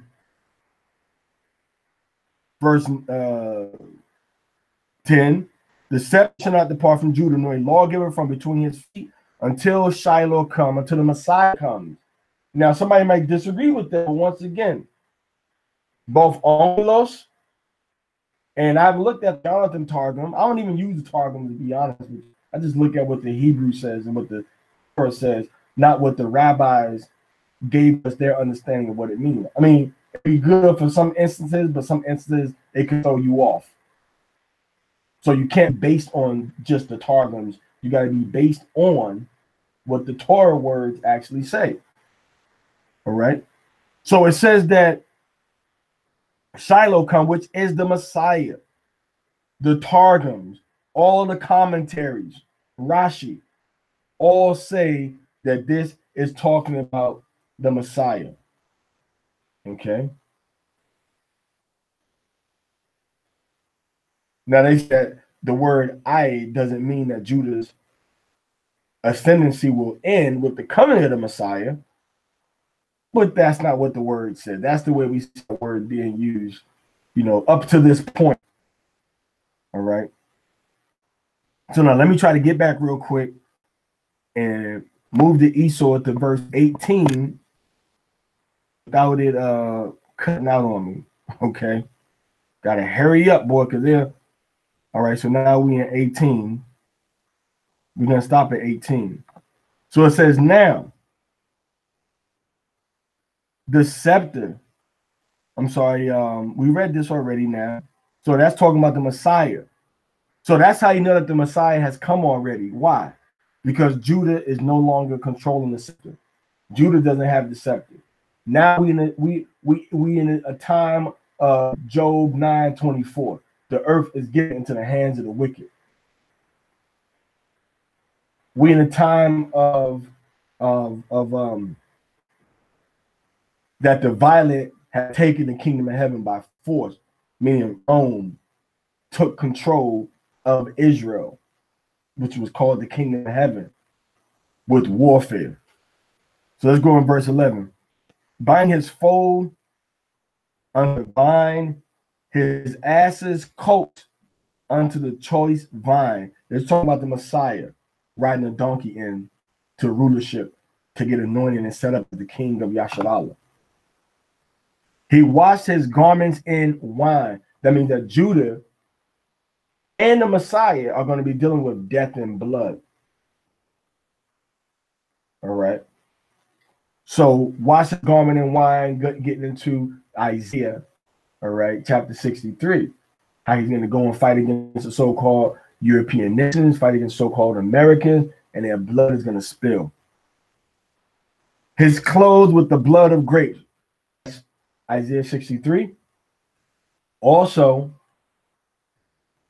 Revelation chapter 19. His garment's going to be red with blood, fighting against the adversaries of our enemies and the enemies of the Most High. So he washed his garments in wine. All right. With the metaphor once again when you go into the book of Isaiah chapter 63. All right. So this also once again talking about Judah. Going into Judah. All right. Dealing in blood and warfare and death amongst each other. Okay, well, remember, Judah is a man and a woman. The so-called black woman got the highest abortion rate, killing her babies, than any other group of people. So that's how Judah, the tribe, have washed their blood in grapes. Washed their garment, in grapes. People forget about that. Verse 12, his eyes shall be red with wine, going into drinking, also mourning, going into depression. Now also going into Yahushua, drinking wine, and the corner of his eyes getting red. And his teeth white with milk, going into the bone structure of Judah. A healthy, strong bone structure is what Judah has, because white teeth, strong white teeth, indicates of strong bones. Strong bone structures is an indication that you can't get hurt or broken easily if something happens to you. That's what the white teeth indicate. And also white teeth indicate going into what? How the so-called white man depict us, make a mockery of us with eating a watermelon, showing shiny white teeth as a form of disrespect toward us. So there's many different ways to look at what these verses are saying, but guess what? All of them are true. You can't deny none of them. And that's how we know Judah is the so-called black man once again in America. Okay? That's literally who built America. Why? Because they were strong. because they could take the labor, the pressure that was put on them, because they were intelligent and strong in their mind also. Because your eyes and your teeth are in your head, and in your head is your brain. All right, and it was a tribe of Judah. Like I said before, so-called white man, he got mad at George Washington, and he said, "I don't want to help build our capital," and he left, and he took his plans. Pierre L'Enfant. It was an Israelite scientist, Benjamin Banneker, Israelite mastermind, scientist, architect, astronomer, agriculturalist. He said, "You know what? I remember all the plans in my head. Let me write them down again." Even though it's an evil, wicked, satanic, demonic, ancient Egyptian setup, how DC is built, the roads and stuff. But George, Benjamin Banneker, he remembered it and he set it all up again. Because from memory, he remembered it. That's Judah. Okay? That's Judah. That's Judah, so-called Black Americans. Now, you may have pieces of Judah all over the world, and they may have this same type of characteristic, but you got to check and see. But we know that definitely this matches the Black people that were brought to America in slavery.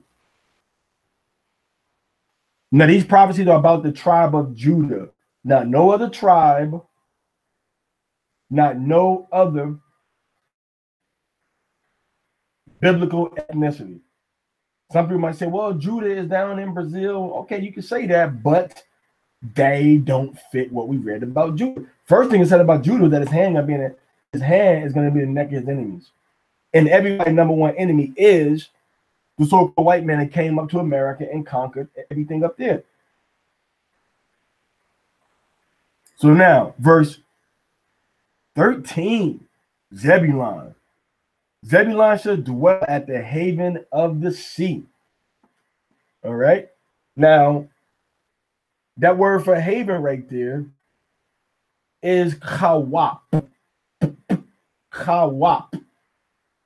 Can y'all say that? Kawap. Kawap. Okay. Kawap. Okay, so kawap. So kawap is what?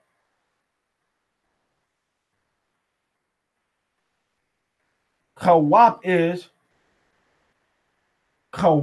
what? Kawap means a shore. So verse 13, Zebulun shall be at the shore of the waters. You see that? The shore of the waters.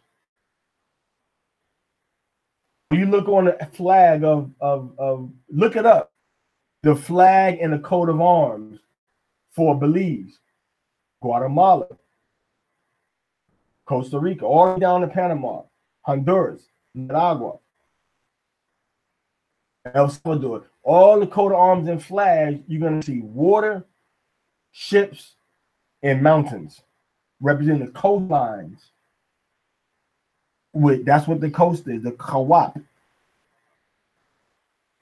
There should be a coast of the ship, coast of the sea, the water. So Zebulun would always live near the coast of the waters, near the riverbanks. When you study Mayan history in Central America, when you study Belizean history,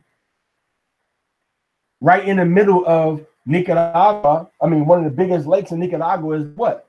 Lago de Nicaragua, Lake of Nicaragua. And then, what is the largest lake in Guatemala? Lago de... Anybody know?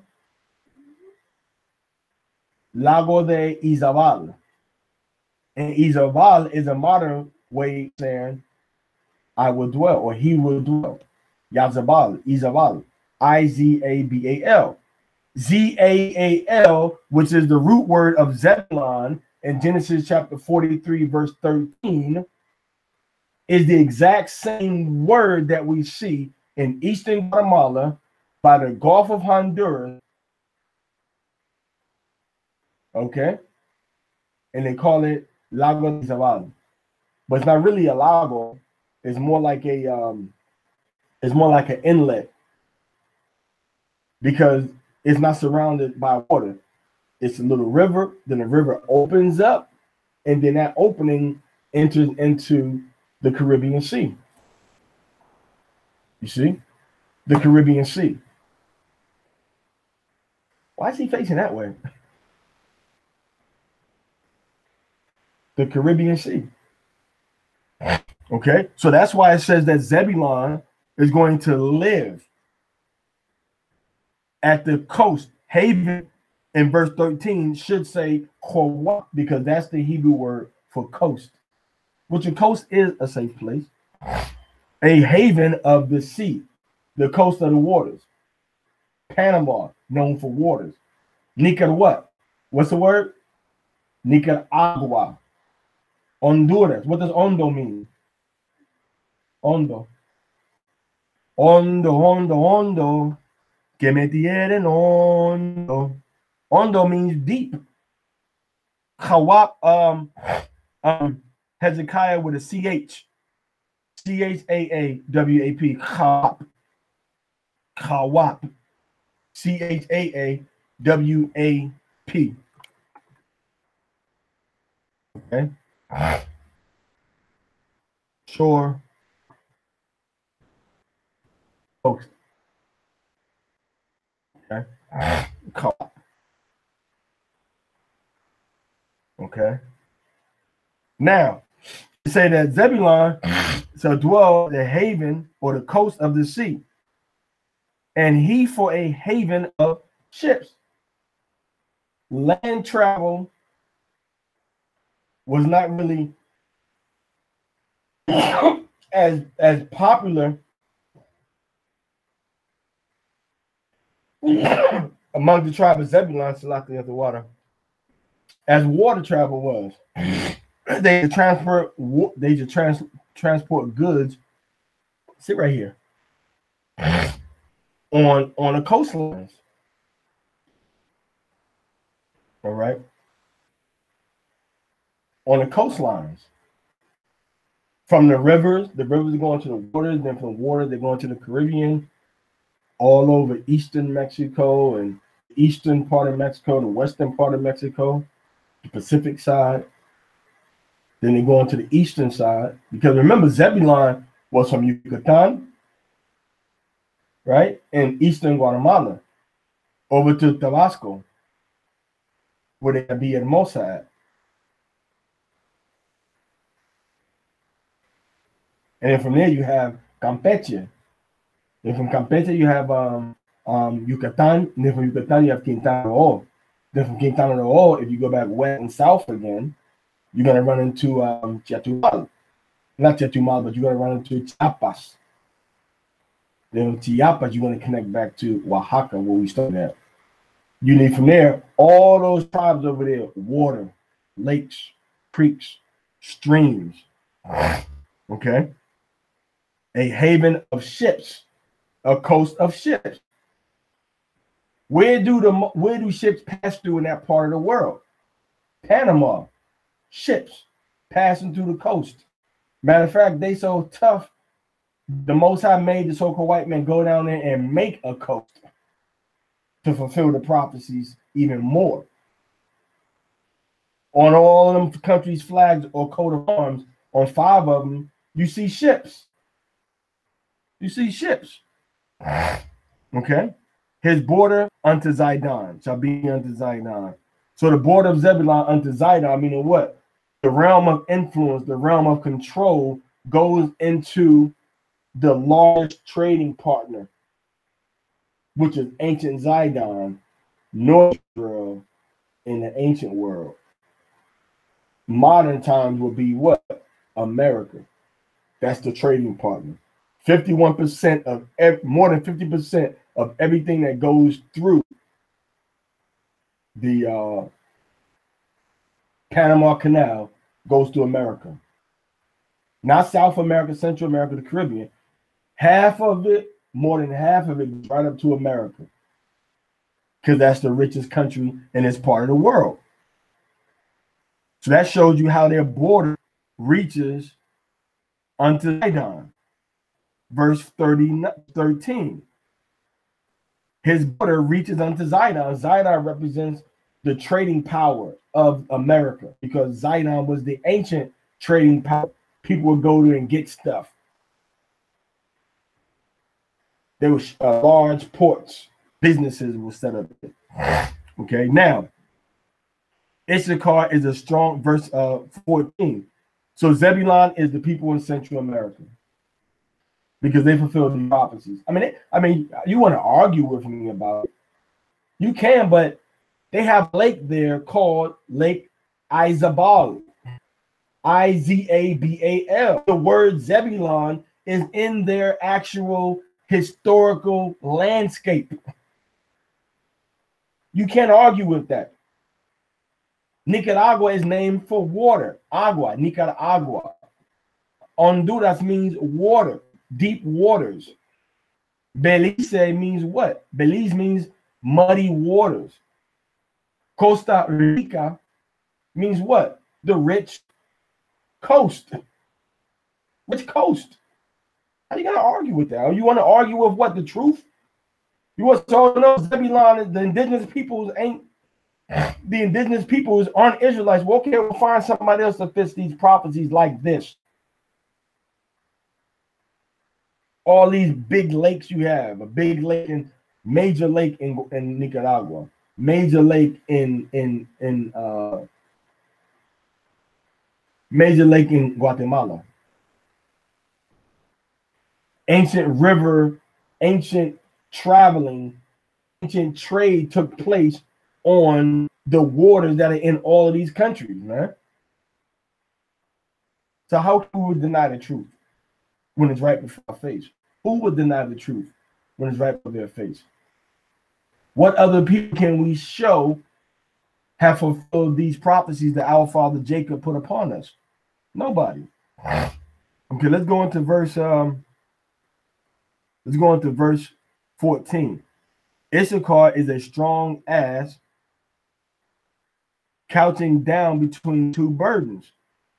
All right. So now in the Hebrew version, it says Issachar is a strong ass. He rests between, they got it. It should be sheepfolds. They got boundaries. But he rests between sheepfolds, meaning North America, America up top, and then the other sheepfold is what? Is in South America. Now, we just saw this. The Mexican government, when the brothers came from South America, from Central America, the Mexican government said, hey, y'all, why don't y'all rest here? We'll give you work visas to work in Mexico. Have a rest, bro. Chill out. You don't got to go to America. You can stay here. You got rest here in Mexico. You see that? I know a brother that's in Mexico that's from Argentina. He got deported from America, or he left America. And he's in Mexico working. He's resting now in Mexico.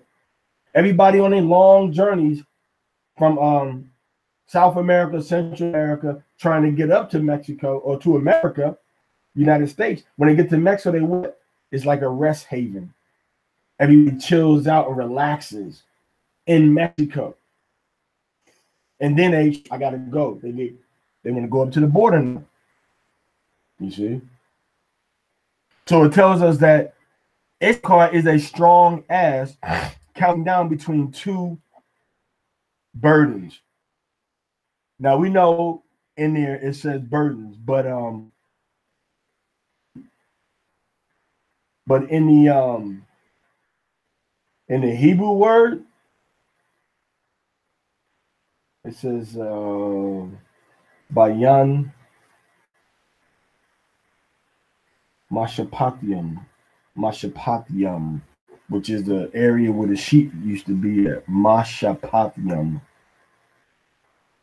All right. Now let's look at this again. Let's look at verse 14. Issachar.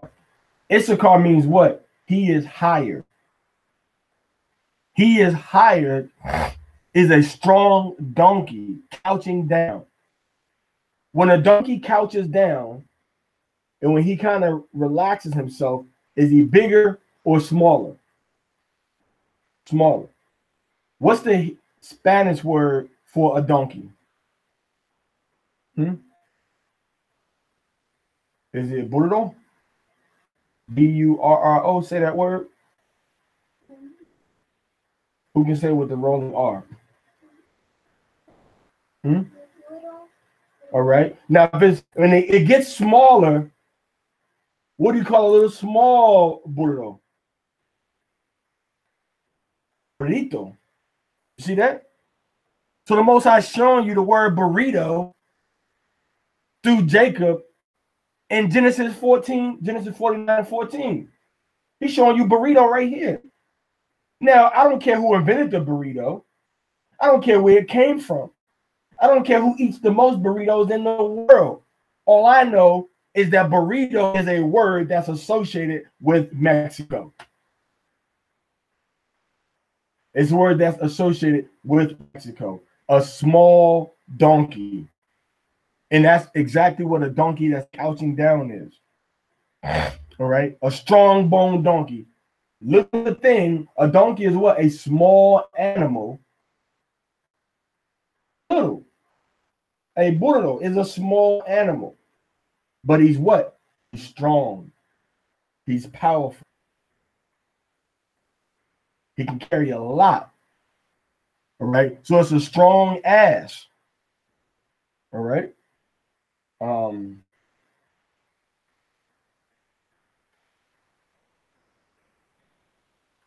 So a strong boned donkey, a strong ass.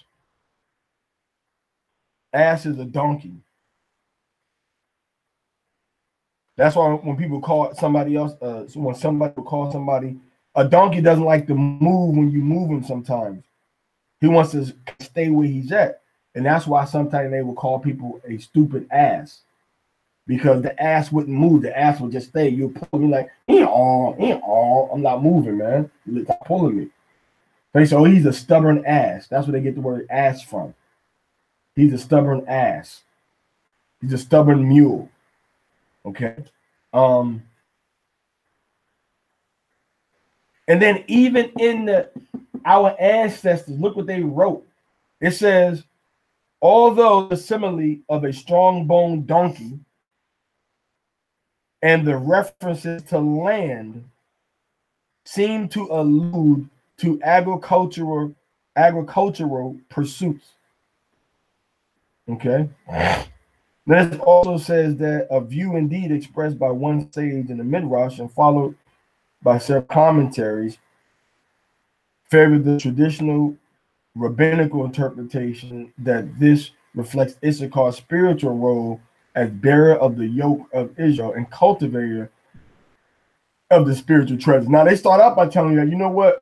Historically, this was interpreted to be associated with the animal and with agriculture. So that strong ass between two burdens was most used doing agriculture. Okay, doing agricultural work. And then traveling on long distances also. Okay, everybody got that? So now he says he's between two burdens. What's the two burdens between Mexico? The burden up above us is what? North America. And the burden below us is what? South America. All right, South America. Between two burdens. He saw that rest was good.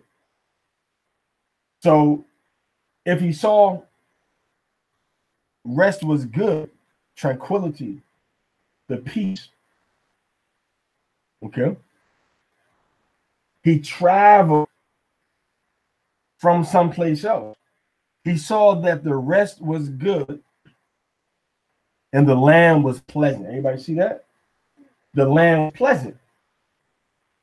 So he saw that rest was good and land was pleasant, meaning what? He came from someplace else and he saw the land. The land was pleasant to him, and he said, okay, we're going to stay here. So he was divinely guided by Most High to Mexico from north, from Aztlan. Okay, Aztlan. And then got here, they said what? They said, okay, we're gonna chill out, we're gonna relax here now. So once they got into this part of the world, over time, it was a mythology. When we saw the eagle with the serpent in his claw on top of the cactus, that's where we're gonna stay at. And that's the mythology that they created around that, why they stayed in Mexico. Why they stayed in the valley of Mexico. Tenochtitlan. And then you got Teotihuacan. But they stayed there in the Mexico Valley. And then they built up the island of Mexico in the middle of like a lake, marsh. They built it up with filling stuff in. Filling stuff in. And then they built Mexico City and the pyramids on top of that. So that's how we see the tribe of that's how we see the tribe of Mula is more or less, Mula is gonna go in, those Mula is a mix between a horse and a ass, a donkey, a burro. That's where they get the word mulatto from, because they say that person is not fit to reproduce. Because when you breed a horse and a donkey or a burro together, or caballo, they don't regenerate. They can't reproduce. A real mule can't have babies because their organs don't work that way. Okay. So now we see what? We see that Issachar is a strong athlete to burden. He saw that rest was good in verse 15. Meaning he traveled someplace else and then he finally rested and stopped. No other culture has that story. Well, that, okay. I mean, you have a similar story with the Choctaw coming from Cahokia, or coming from the west, and traveling with the bones of their ancestors. Okay. And then they went east, which that's nothing but that's the whole story of Joseph. He traveled from the west and went eastward into Jerusalem, and then we buried our ancestors when we got there. The bones of Joseph got buried. That's the same story that the Choctaw tell when they arrived at Nanai, okay, in Mississippi. So it says that Issachar, he saw pleasant, okay, and bowed his shoulder to bear, and became a servant unto tribute. So he had to work and give homage to the so-called white man for the agricultural work he was doing. And they had the haciendas, and they also had the encomiendas too. Encomiendas and haciendas. Encomiendas was the ones when they would take you, they say, okay, we're going to teach you Spanish, the language of my conquest. So for me teaching you Spanish so that you can communicate with me, you're going to have to pay me. And the way you're going to have to pay me is for working for me on my plantation.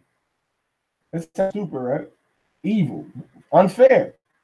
You're going to take over somebody's land and then make them work for you for free, saying I got to teach you my language. That's the only reason.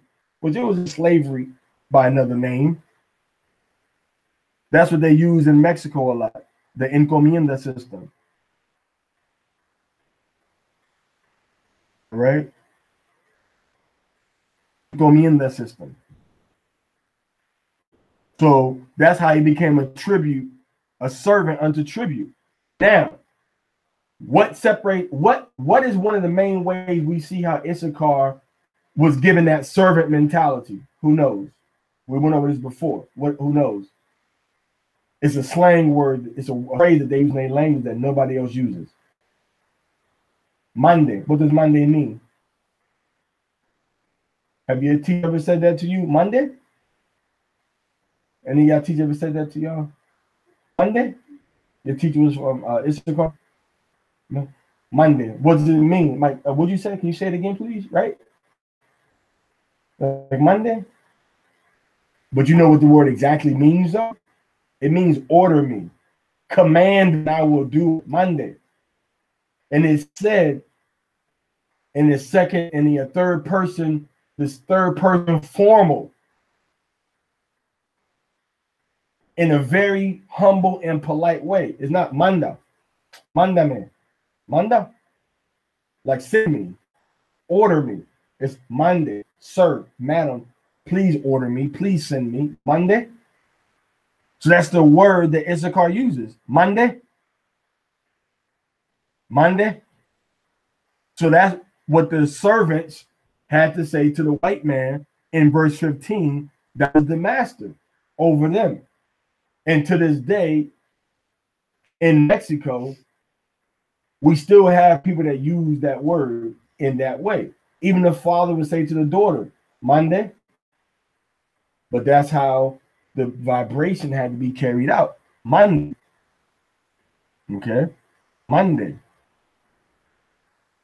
Means like, now, like you said, it's translated as like what you say, and that's how they use it. But that's not what the white man originally intended it for. The white man intended it from the verb mandar. Mandar is like mandamiento. It's the same word, mandamiento. What's a mandamiento? It's a command, an order. The mandamientos, the orders, the commands. So Monday means what? Command me, order me, tell me what I need to do. Manda. Okay. Manda. So that's in verse Genesis 49:15 about Issachar, which are the so-called Mexicans today. Now Dan shall judge his people as one of the tribes of Israel. So it says Dan shall judge his people as one tribe. Now we know the judgment of the tribes they did together. So why is it saying it's special for Dan? Because Dan judging his people as one tribe is special because Dan has two different parts of one tribe that look differently. They call them the Red Caribs, which look more indigenous, and they have the Black Caribs that look more so-called Negro, but they're all one tribe. You have Garifuna, and then you have Galibi, and you have Kalipuna. Look it up. Kalipuna, Garifuna, Garinagu, okay, Galibi. These are all of the names that they're using for the tribe of Dan today. Dan should be a serpent by the way. So Dan is going to be a serpent in the way, on the path, on the road. Okay.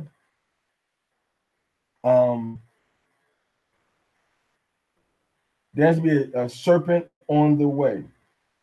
All right. A serpent, a snake. When you go from South America and you go into the waters now, when you begin to hit those islands over there, you're going to come to Trinidad. Trinidad has I think Dragon's Mouth and Serpent's Bay. Snake. You leave Trinidad, you keep on going up, you run to Dominica. Dominica has the story there of a god that they used to worship that was a snake. That used to turn into a man. So that's not immediate relationship with the snake as that people. Identifying with the prophecy about the snake. And when you look at the island of Dominica, if you look up Petchin,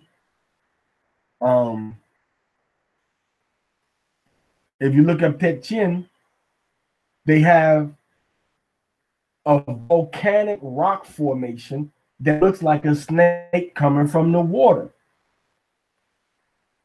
Okay, verse 17. Dan is a serpent by the way. Now, the next part says, an adder in the path.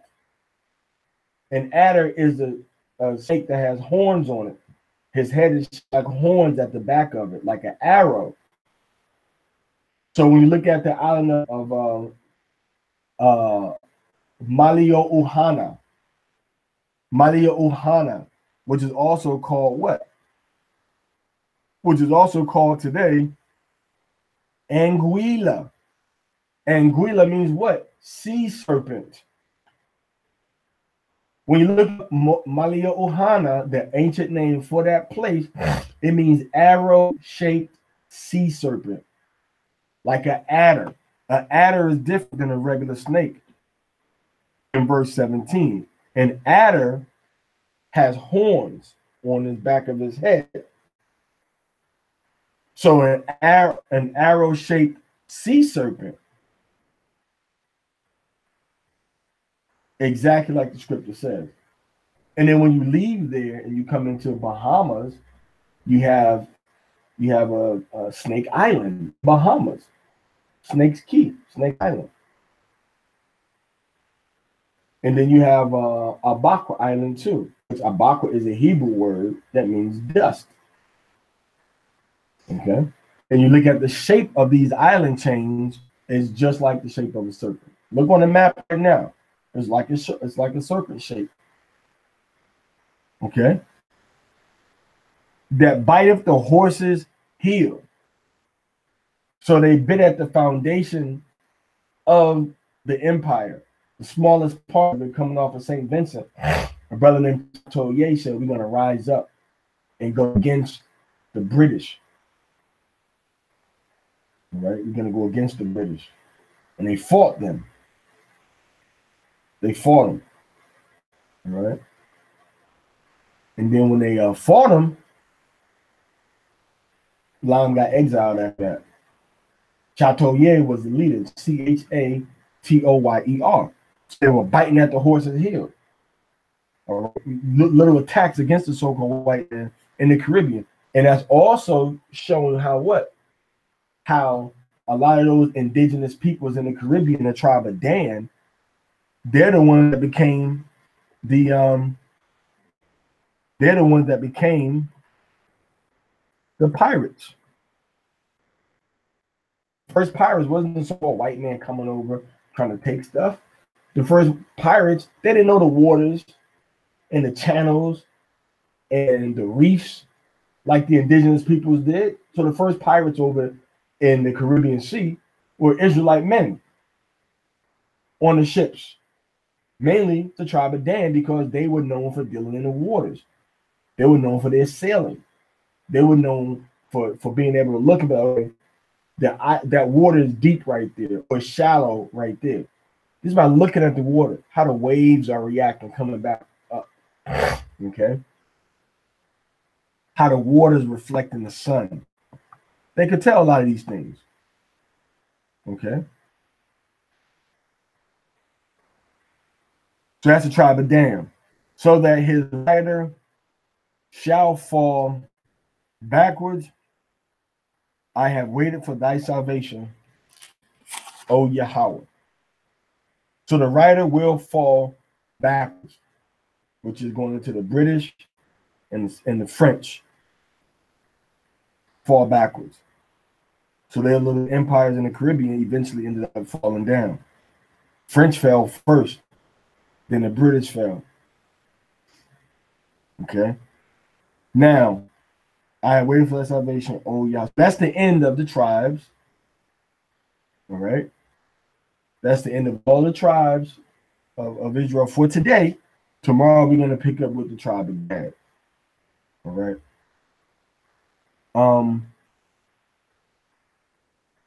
I really now let's see what they say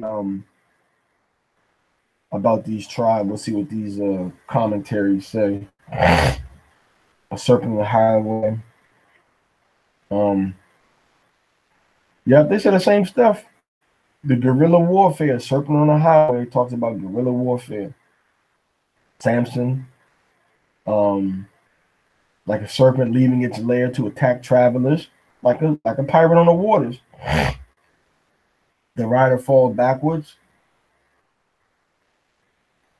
Now you gotta understand too, like by looking at the history of our people, you can see a lot of these prophecies now in our time period, and sometimes your conclusions line up to what the commentaries have been concluding for the centuries.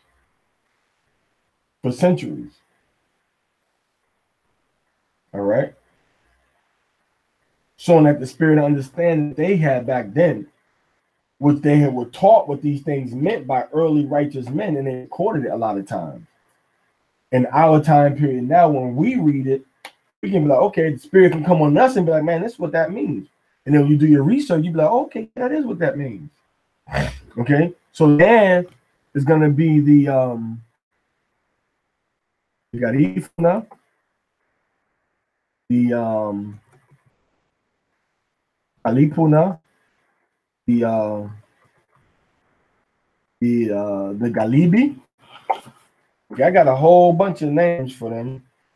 The Galibi, then some Arawak, and then you also have the Locono. Now these were the ones over in Bahamas. The Locono, okay, and then you're gonna have the Kalina, then you're gonna have the Kalinago.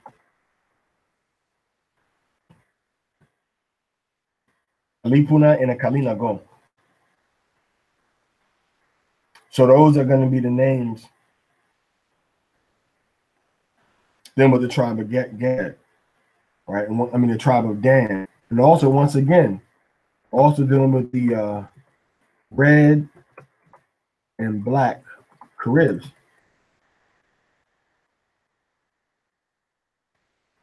Right? So those are the ones that can be the tribe of Dan. And then some people may say the tribe of Dan don't exist no more. They've done away with. Okay, well, read the book of Ezekiel. When Ezekiel gives out the territory, and the Most High shows him who are the territories. And Dan is the first tribe mentioned territory in the new land of Israel. So how is he done away with? And also, if that ain't enough, what did Jacob start off by saying? Gather yourselves so I can tell you what's going to happen when? In the last days. So how is Dan?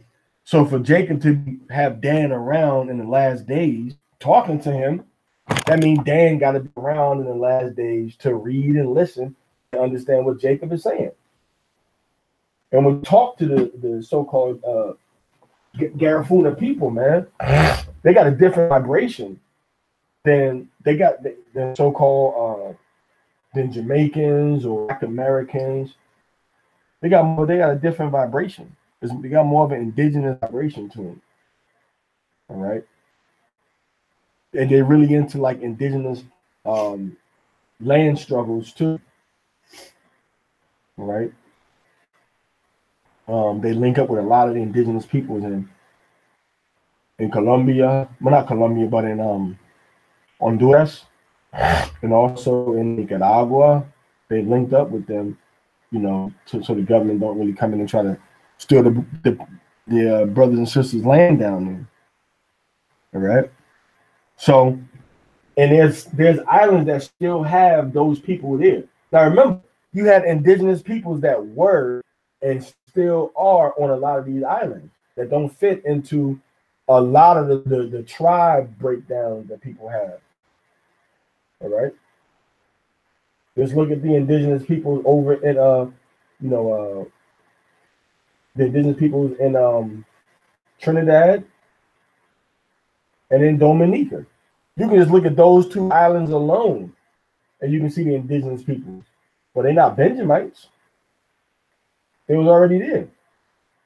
And what people don't understand too also is that these black people in the Caribbean, which when you look in Genesis 49, verse 16 and 17, these black people that call themselves Garifuna, Garinagu, all right, in the book of in the modern times, these people were there when the so-called white man got there. They were already in the Caribbean. They were there already, showing you that every black person did not come over here on ships, but we all still brothers. But we didn't come here on slave ships necessarily, but we still brothers. So every black people is not from the house of Judah. Every black people is not from the house of Judah.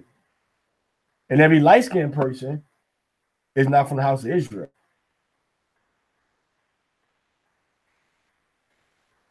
Okay. So check that out. Look at them. Look at that history for the tribe of Dan. And again, go back and research how important was water travel, rivers, creeks to the people in Central America, to the Mayans.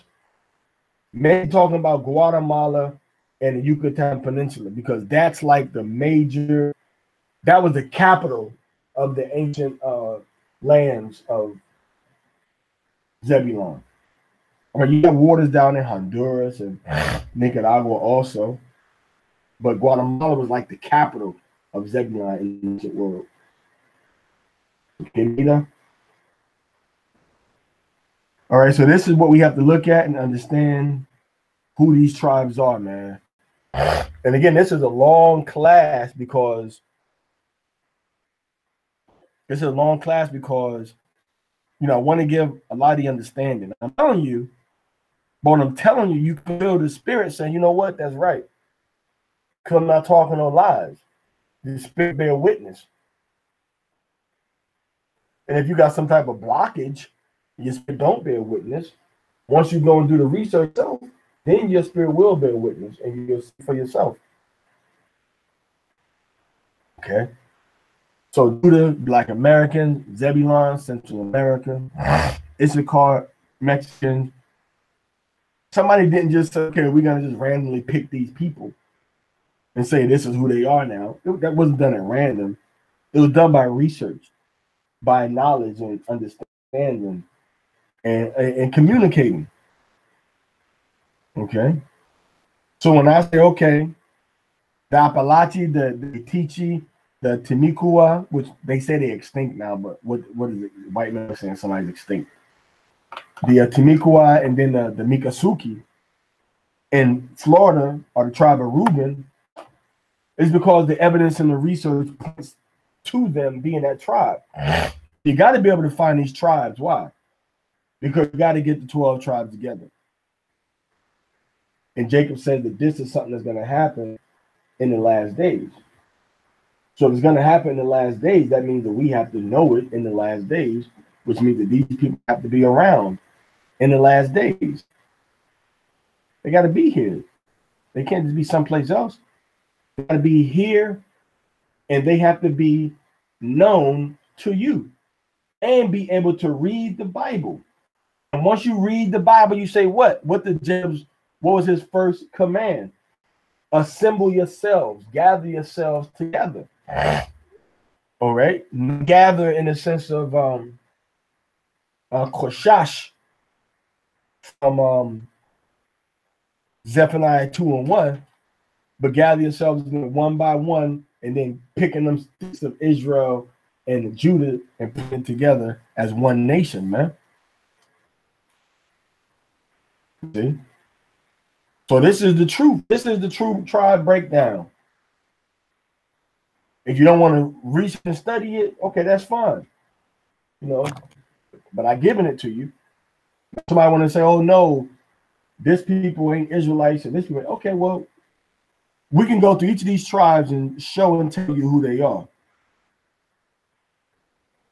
And we can look at it in 3 different languages. And we can come to the same conclusion. When I say 3 different languages, I'm talking about the English, the Hebrew/Aramaic, and the Greek. And then we can compare that to the history, right? Because a lot of prophecies must be understood from a historical perspective. If you ain't talking about it from a historical perspective, then how do we know that we in the last time? And that's the meaning of it. All right, so man, it's 12 midnight out here now.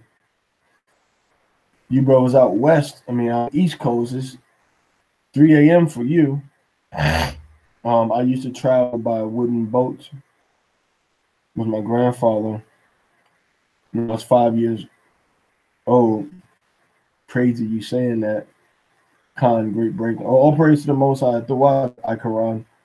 But listen, when you was traveling with your grandfather on those wooden boats, do you remember seeing those little houses that was built on water?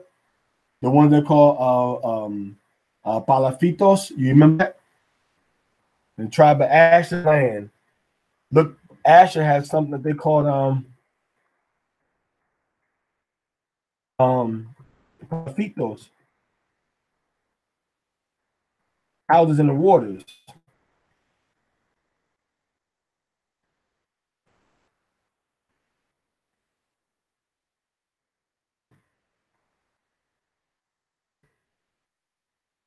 Palafitos.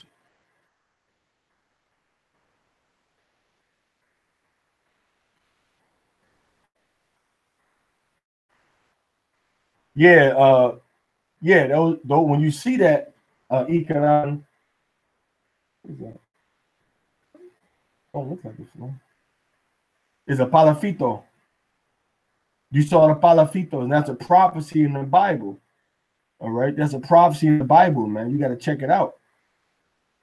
You got to look up the word breaches. Going to the word breaches, it said that Zebulon, it said that Asher was in his breaches. But the word breaches is guess what? He was dwelling in his houses that was on the breaches, man. Now, the last time we left from here, we had a problem, didn't I? Last time I left the program, then we have a problem.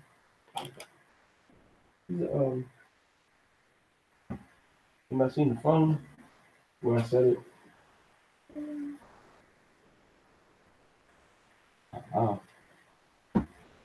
All these eyes in here. Nobody seeing the phone? Okay, nice and warm. Feeling like candy. All right, so yeah, so that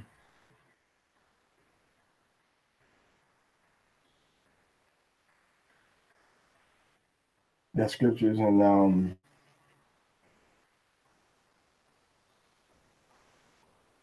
I might try to go back and get it for you, but I pull it up on side of this app, man, right here.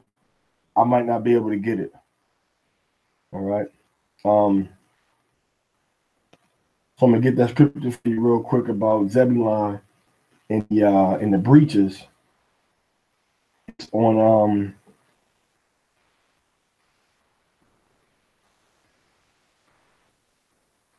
no Asher, bad. Talks about Asher in the breaches. It's in Judges.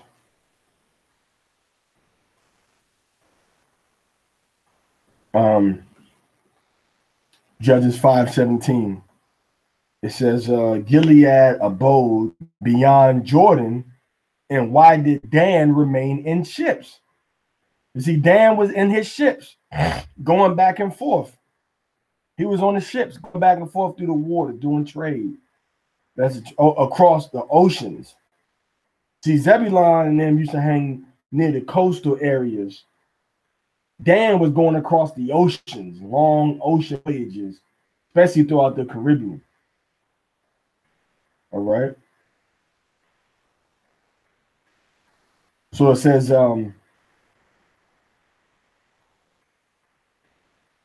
what verse was that? And why did Dan remain in ships? Asher continued on the seashore and abode in his breaches. So the breaches are like the little tributaries, the little streams and little rivulets that come off of the main rivers. And Asher take them little streams off of the river and build houses close to the shore on ships. Abode meaning he was living. He was living. All right. Living on a house that he made on the shore. And in Judges 5:17.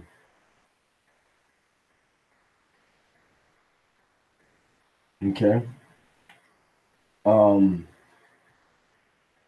They even call that a landing or breaches. Okay.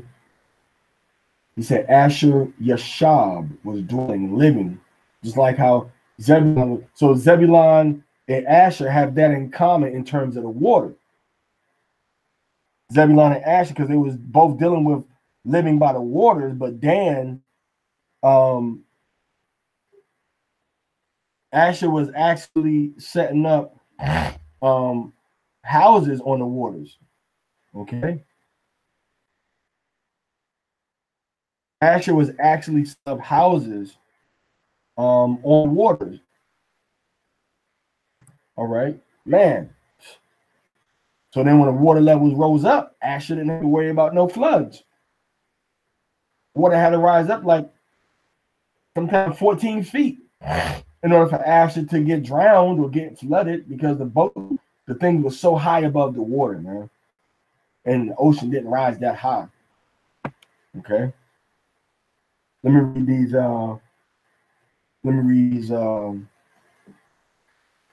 read these comments real quick. River houses, that's the palafitos. Yeah, Ikaran, he knows about them, man. He's seen them with his own eyes.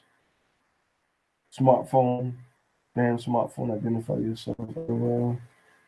He used to take me and my bro to go to different parts, go to markets, and go buy fish, meats and fish. Yeah, on the boat, man. As you go in there, you see the little. Everybody got the little houses. Children jumping off of their front porch into the water, because the house was built on the waters, man. All right, Ikaran. So that's where you at, man. Crazy, mind-blowing info. Yeah, all through the power of Yahweh Bashem Yahweh Shad, man. All the information and research there.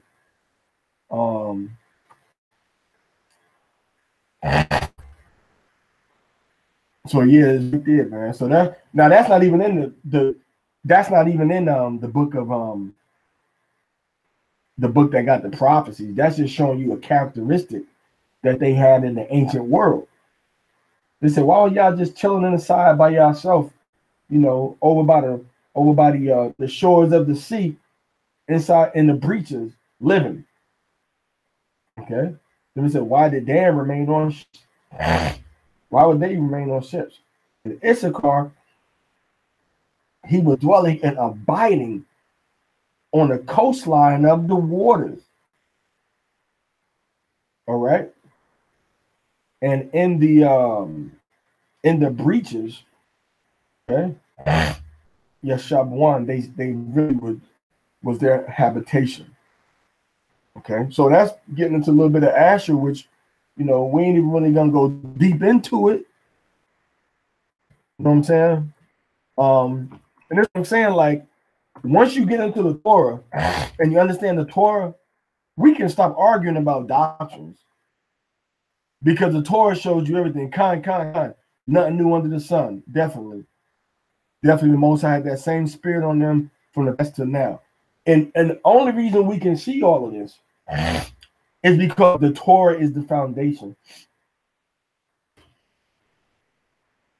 Only reason you can see that is because the Torah is the foundation, man.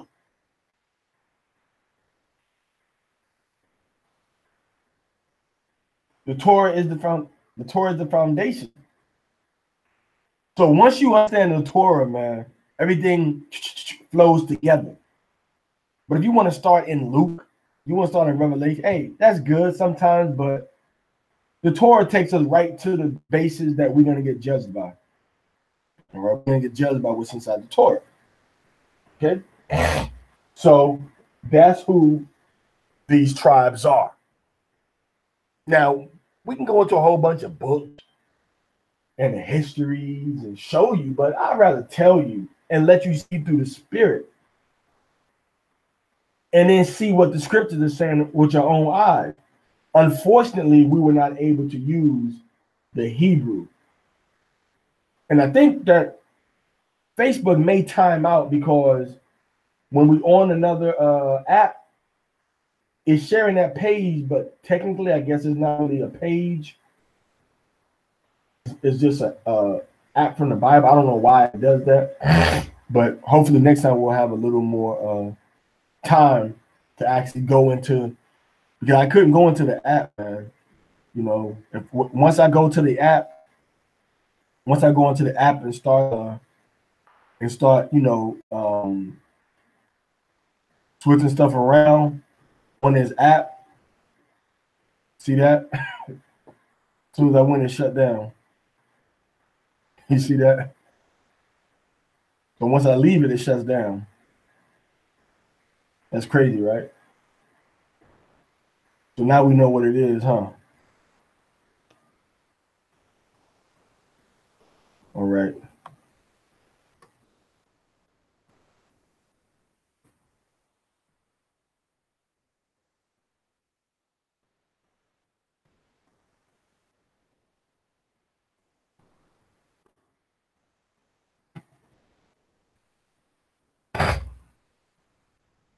As we're gonna continue the discussion about the tribes, and we, like I said, we still on the Google Hangouts one is still on there.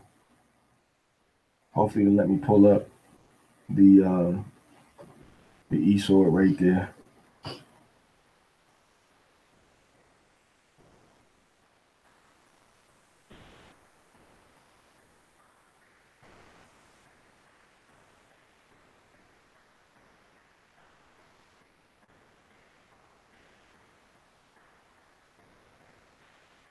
If I'm sharing that right there, the e-sword is still being shared on the Hangouts, but it doesn't want to share on the Facebook screen. It doesn't want to share on the Facebook screen. So let's stop sharing that, and let's try to share it again on the application window, eSword. Now we have the option right there. Now we can share it. Then we can go live again.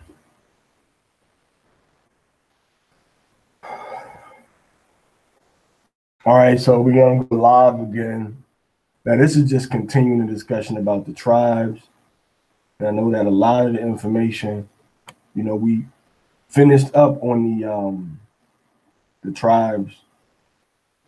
All right. So now what we can do is shut down this one, Google.